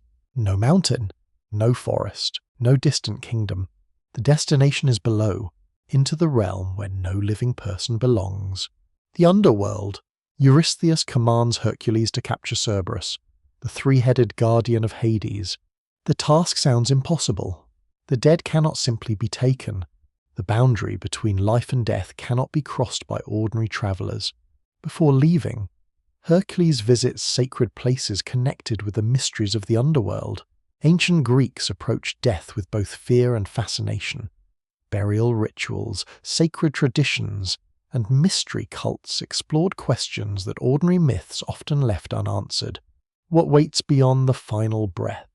Can a hero return from the land of the dead? The journey will require more than strength. It will require courage before the greatest unknown. That night, beneath a sky filled with stars, Hercules sleeps. He dreams of a doorway beneath the earth. Beyond it stands a three-headed dog, but the creature does not attack. It simply watches, waiting. When Hercules wakes, the fire beside him has become a bed of grey ash. A final warning, a final threshold. The last labour approaches, and this time, Hercules will walk where even heroes rarely return. You follow Hercules toward the darkest road he has ever taken. The mountains, forests, islands, and distant kingdoms of the previous labours now seem like memories from another life. He has walked among monsters beneath the open sky. He has crossed seas where sailors feared the unknown. He has entered sacred places where gods guarded their mysteries. But this journey leads somewhere no ordinary road can reach. The underworld. The command of Eurystheus is simple to say and almost impossible to imagine. Capture Cerberus. Bring back the guardian of Hades, a creature that watches over the boundary between the living and the dead. You pause beside Hercules as he prepares. The lion skin remains across his shoulders. His weapons remain with him. But for this task, weapons may not be enough. A sword cannot defeat death. A spear cannot wound what lies beyond mortal existence. For the first time in many labours, Hercules enters a challenge where physical strength alone seems meaningless. Ancient Greek traditions imagine the underworld not as one single place, but as a complex realm beneath the earth. The dead crossed into Hades, a kingdom ruled by the god of the same name. Rivers such as the Styx marked boundaries between worlds. Figures like Charon, the ferryman, carried souls across waters that no living person could normally cross. These ideas were not simply stories meant to frighten. They reflected deep human questions. Where do loved ones go after death? What remains after life disappears? Can anything overcome the final boundary? Hercules approaches these mysteries through places connected with sacred tradition. Some versions associate his descent with regions such as Taenarum in the Peloponnese, where caves and landscapes were believed to contain entrances connected with the underworld. You walk with him toward the entrance. The air becomes colder. The sound of the surface world fades. Birdsong disappears.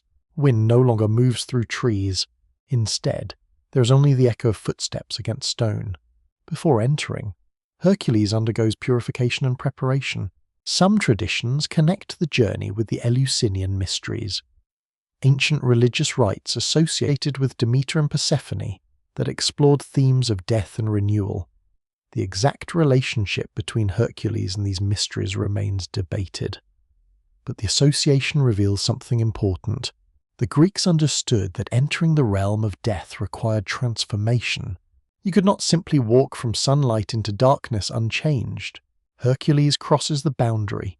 The world beneath the earth opens. Shadows move. The air feels different. The dead gather. Among them are figures from heroic traditions. Some are familiar. Some are forgotten. The underworld is a place where kings and beggars share the same silence. Here, even Hercules is not above mortality. That is what makes the journey powerful. He is the strongest man alive. Yet he enters a place where strength has limits. Then he sees Cerberus. The guardian waits near the gates of Hades. Ancient descriptions vary, but the most familiar image is of a three-headed dog with a serpent-like tail and a body connected with terrifying creatures. Unlike the Nemean lion, Cerberus is not simply a beast to kill. He has a purpose. He prevents the dead from escaping. He protects the order between worlds. This changes everything. Hercules must not destroy him. He must overcome him without breaking the boundary he guards. Before approaching, Hercules seeks permission. In many versions, Hades allows the attempt on one condition: no weapons. Hercules must capture Cerberus using only his own strength. Perhaps Hades understands something. Perhaps the god of the dead recognizes that Hercules is not there to conquer his kingdom. He is completing a task. You stand beside Hercules as he approaches. The three heads growl. 6 eyes watch him. The creature's breath fills the dark passage. But Hercules does not attack. He does not draw his sword. He places his hands around the creature. The struggle begins. Stone shakes beneath their feet. The guardian resists. This is not like the Hydra. There are no tricks, no poison, no allies, only endurance. Hercules holds. The beast struggles. Hercules continues. Slowly the guardian weakens. Finally Cerberus submits. The impossible has happened. A living man has captured the guardian of the dead. And yet the story does not describe Hercules as destroying what he conquered. That matters. The hero has learned the difference between defeating and destroying. He lifts Cerberus and begins the journey upward. The dead remain behind. The gates close. The boundaries restored. When Hercules emerges into the sunlight again, the world feels different. You hear birds. You feel wind. You smell earth and smoke. The ordinary world suddenly seems precious. Even the simplest things, the warmth of sunlight, the sound of footsteps, the movement of leaves, carry new meaning after walking among the dead. Hercules returns to Eurystheus, and the king reacts as tradition remembers him. Fear. Again. The man who commanded Hercules to enter the underworld cannot face the result of his own command. When he sees Cerberus approaching, Eurystheus is overwhelmed. The task he believed impossible has been completed, and now the cycle of labours is finally ending. But something important has changed. When Hercules first arrived at Tiryns, he was a man seeking purification after tragedy. He carried guilt. He carried grief. He carried the memory of a family destroyed during Hera's madness. Now he stands after 12 impossible trials. The labours have not erased his past. Nothing can, but they have transformed him. The child Hera tried to prevent became the man who crossed the boundary of death and returned. You remember the earlier prophecies. The child born from Zeus. The infant who survived serpents, the young man who chose the difficult road, the hero whose victories expanded every time an obstacle was placed before him. The pattern is complete. Hera's anger has shaped the path, but it has not controlled the destination. Still, another mystery remains. If the labours are finished, why does Hercules' suffering continue? Why does the story not simply end with victory? Because Greek mythology rarely allows heroes to escape being human. Great deeds do not remove pain. Glory does not erase vulnerability. Immortality, if it comes, must be approached through another valley of suffering.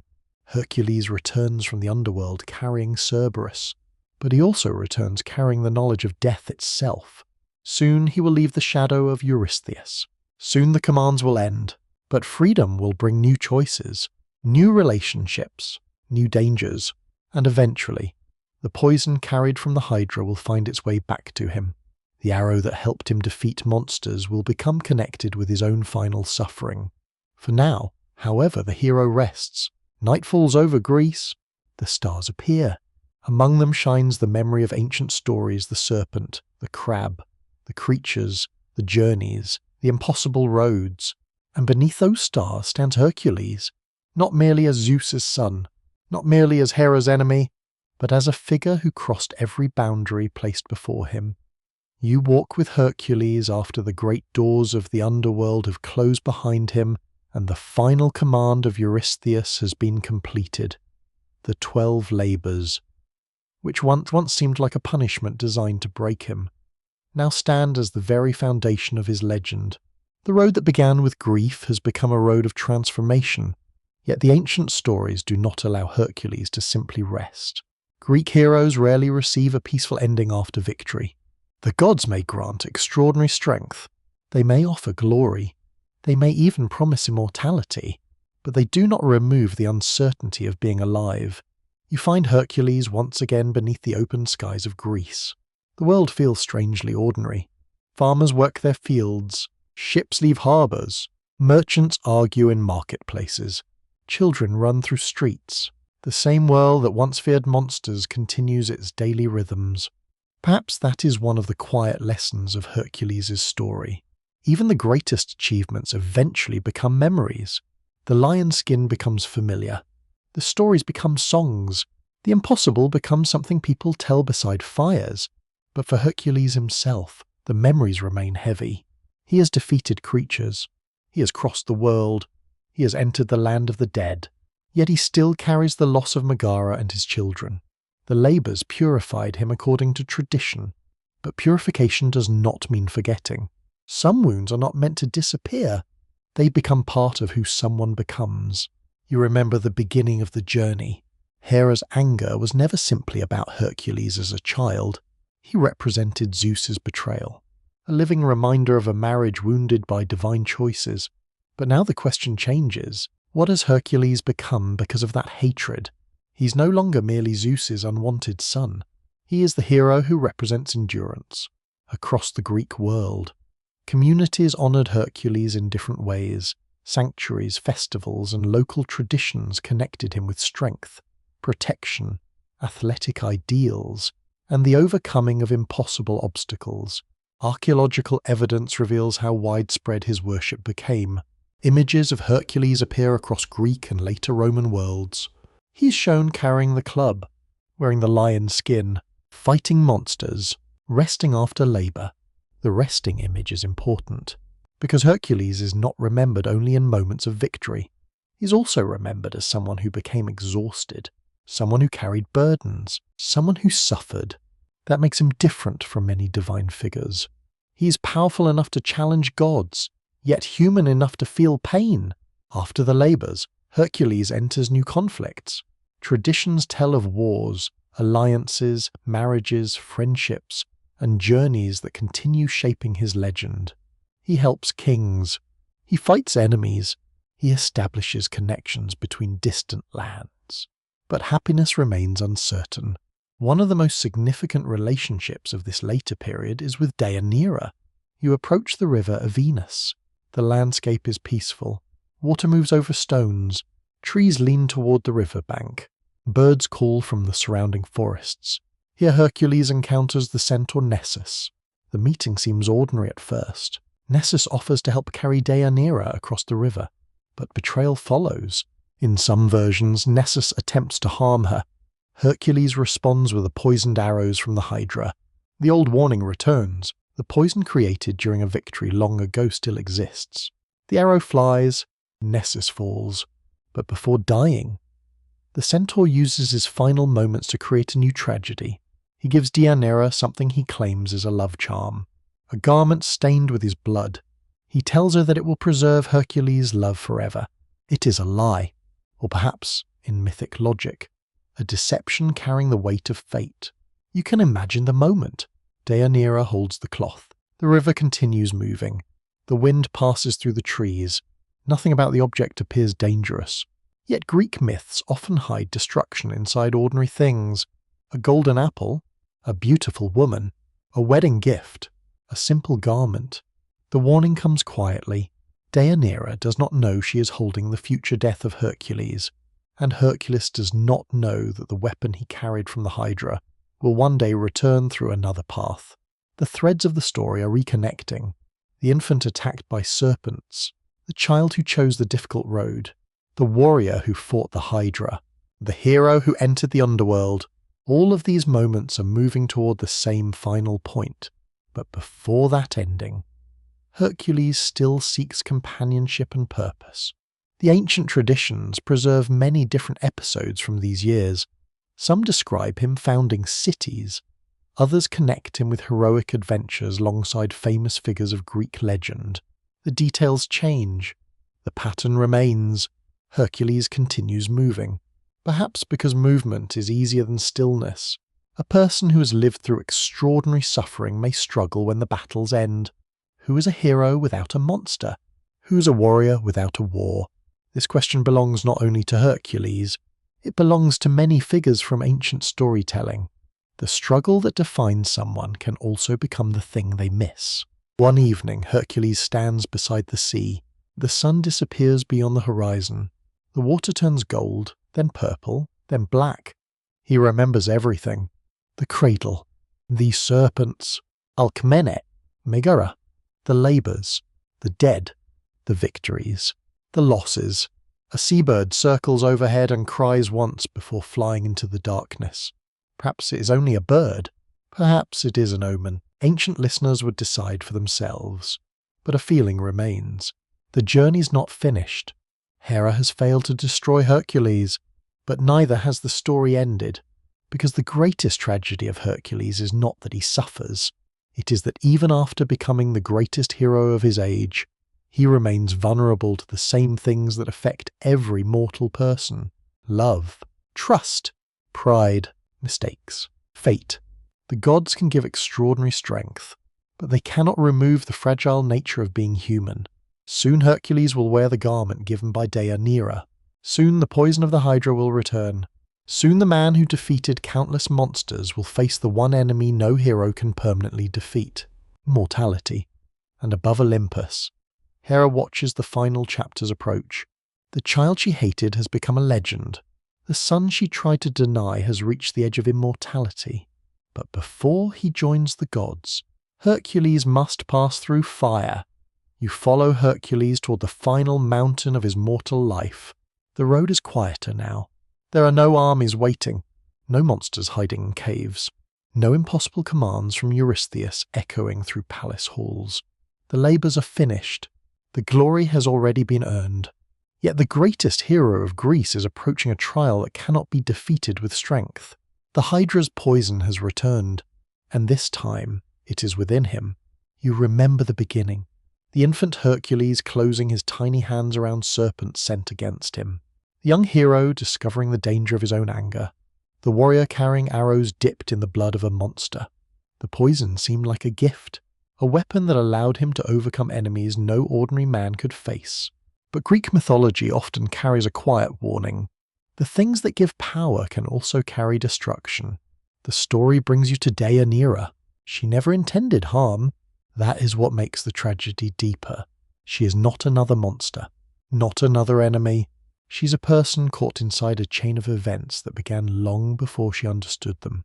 When Hercules leaves wearing the garment she sends, she believes she's protecting her marriage. She believes the blood of Nessus contains a charm that will keep his love from wandering. The deception of the dying centaur becomes the final trap. You can imagine the moment the garment touches Hercules. At first, nothing happens. The fabric rests against his skin. The colours appear ordinary. The world continues. The sky remains blue. Birds move through the air. People speak around him. Then the poison awakens. The Hydra's blood, preserved from an earlier victory, begins its work. Pain spreads. The garment clings. Removing it only worsens the suffering. Hercules, who has endured wounds from beasts and battles, encounters a pain unlike any physical attack before. This is not something he can wrestle. Not something he can strike, not something he can outrun. You stand with him as the realization arrives. The arrow that helped him defeat monsters has finally returned. Ancient tragedy often turns victories into future consequences. The hero cannot escape his own history. Every choice leaves a mark. Every triumph carries a shadow. Hercules understands that the suffering will not end, so he makes a final decision. He travels toward Mount Ita. The mountain rises beneath a changing sky. Pine trees cover the slopes. Wind moves through the branches. The air is cool and clear. Far below, valleys stretch into the distance, and the world that Hercules has travelled across seems impossibly large. A funeral pyre is prepared. The image is powerful because fire has followed Hercules throughout his story. Sacred fires marked rituals. Torches guided him through darkness. Flames burned beside the Hydra. Now fire waits as the final boundary between his mortal and divine existence. Some traditions say Hercules orders the pyre built because he cannot endure the suffering. Others emphasize that he willingly accepts transformation. The details vary, but the meaning remains. The hero who spent his life fighting external enemies must now surrender control. That is perhaps his greatest challenge. You watch companions gather. Some mourn. Some refuse to believe what is happening. The man who carried the heavens for Atlas. The man who returned from the underworld. The man who defeated creatures thought impossible to defeat. Now lies beneath the shadow of death. A strange question rises. How can someone destined for immortality die? This contradiction sits at the heart of Hercules' mythology. He is both mortal and divine, born from Zeus but raised among humans, capable of extraordinary deeds, yet vulnerable to ordinary suffering. The Greeks were fascinated by boundaries, between gods and humans, between life and death, between weakness and greatness. Hercules exists exactly at those boundaries. As the fire rises, the mortal part of Hercules begins to disappear. But according to tradition, something unexpected happens. Zeus intervenes. The heavens respond. Thunder moves across the sky. Clouds gather above Mount Oeta. A divine sign appears. The same Zeus whose actions created Hercules' suffering now claims his son. The mortal body burns. The immortal essence rises. Hera's long struggle reaches its strangest conclusion. The child she tried to prevent from entering the world becomes a god among the immortals. The son she hated becomes connected with her own divine family. Because after his ascent, traditions describe Hercules joining Olympus and receiving a place among the gods. And there, the story reaches its most surprising turn. Hera accepts him. Some versions say she reconciles with him. Some say she gives him her daughter Hebe as his wife. The goddess who once sent serpents against him now welcomes him into her household. Why? Ancient myth does not give one simple explanation. Perhaps immortality changes the relationship. Perhaps Hera's anger belonged to the mortal world, while Olympus required harmony among gods. Perhaps the story reflects an older religious need to bring conflict into balance. A hero cannot remain forever the enemy of a goddess. The cosmos must eventually restore order. You look back across the entire journey. Hera delayed his birth. She sent danger to his cradle. She brought madness into his home. She opposed him through the labors, and yet every trial became part of the path that transformed him. This is the great irony of Hercules. The force meant to destroy him helped create the legend, but the ending is not truly about Hera losing. It is about transformation. Even hatred can become part of a larger story. Even suffering can lead somewhere unexpected. Night falls over Mount Oeta. The fire becomes smaller. The winds become softer. The world grows quiet. The hero's mortal journey has ended. But his memory has not.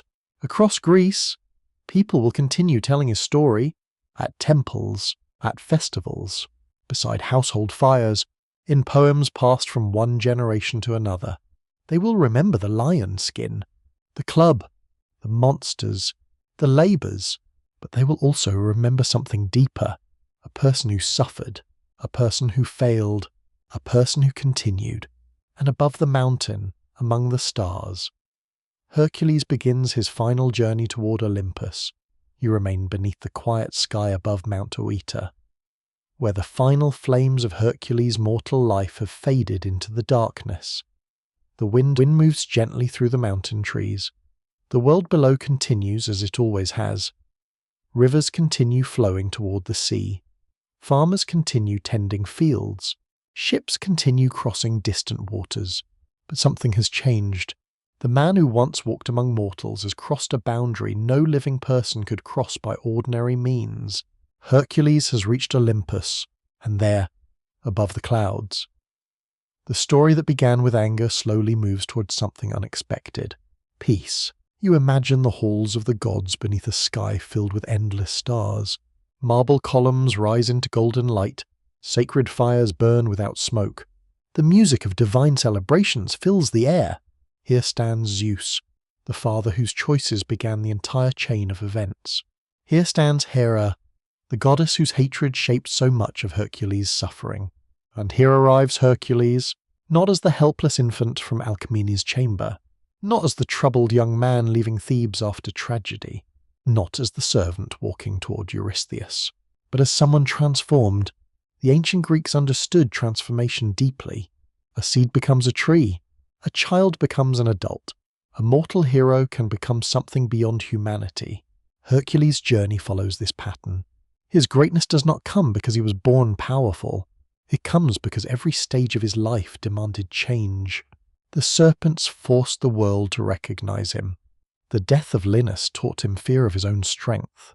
The crossroads taught him choice. The labors taught him endurance. The underworld taught him humility. The fire taught him acceptance. And now Olympus receives him. Yet the greatest mystery remains. What happens between Hercules and Hera? How can the goddess who spent a lifetime opposing him finally accept him? Ancient traditions preserve different answers. Some emphasize reconciliation. Some focus on his marriage to Hebe, Hera's daughter, after his elevation among the gods. Others leave the emotional transformation unexplained. Perhaps that uncertainty is intentional. Greek mythology often does not show the exact moment when anger becomes forgiveness. It simply shows that it happened. The universe moves toward balance. You can imagine Hera looking at Hercules across the halls of Olympus. Perhaps she remembers the night she delayed his birth, the serpents in the cradle, the madness sent against his family. Perhaps she remembers every attempt to stop him. And perhaps she sees something she could not see before. The child was never merely a symbol of Zeus's betrayal. He became a hero whose story belonged to the entire world. The Greeks didn't remember Hercules because he was the son of Zeus. They remembered him because he endured. This may be the deepest reason the myth survived. Hercules is not perfect. He is not always wise. He is not always victorious. He suffers because he is human. He fails because he is human. But he continues. And perhaps that is why people across centuries recognize themselves in him. You return once more to the beginning. A child born from deception. A prophecy manipulated by Hera. A goddess determined to prevent his rise. At first glance, it seems like a story about hatred. But after traveling the entire road, another interpretation appears. It becomes a story about fate. Hera tried to control the future by changing Hercules' birth. Yet every action she took became part of the path leading him toward greatness. The prophecy was delayed, not destroyed. The child was threatened, not defeated. The hero was punished, not broken. This does not make Hera simply a villain. Ancient gods were never meant to be simple characters. They represented forces of existence. Hera represented marriage, queenship, dignity, and the pain caused when sacred bonds are violated. Zeus represented authority and power, but also the consequences of uncontrolled desire. Hercules represented humanity itself, a being caught between weakness and greatness, between earth and heaven, between mortality and immortality. As the centuries passed, people continued carrying his story. Greek cities honored him. Roman writers preserved his adventures. Artists carved him into stone. Painters placed him on pottery. Philosophers used him as a symbol of virtue and endurance. Archaeological discoveries have revealed how deeply his image entered ancient culture. From temples and sculptures to household objects and public monuments, the exact details of his worship changed across time and place. But the central image remained: a man carrying a burden, a hero standing against impossible odds, a person who becomes greater through suffering. Now the night grows deeper. The stars above Olympus shine quietly. Perhaps among them you can imagine the memory of Hercules, not as a warrior shouting in battle, not as a figure holding a weapon, but as someone finally resting. The endless struggle has ended. The commands have stopped. The monsters are gone. For the first time, Hercules is no longer running toward the next challenge. He simply exists. And perhaps this is the final lesson hidden within his story. Greatness is not only found in victory, it is found in endurance, in continuing after loss, in carrying wounds that cannot be erased, in accepting that even the strongest person can need help. Hera hated Hercules because he represented a painful reminder of Zeus's betrayal. But history remembers Hercules for something entirely different, not for the anger surrounding his birth, not for the hatred sent against him, not for the enemies he defeated. People remember him because he survived, because he transformed, because a child who entered the world beneath a curse eventually reached the stars. Now the fires burn low, the mountains become quiet, the sea winds soften, the marble halls of Olympus fade into a gentle dream.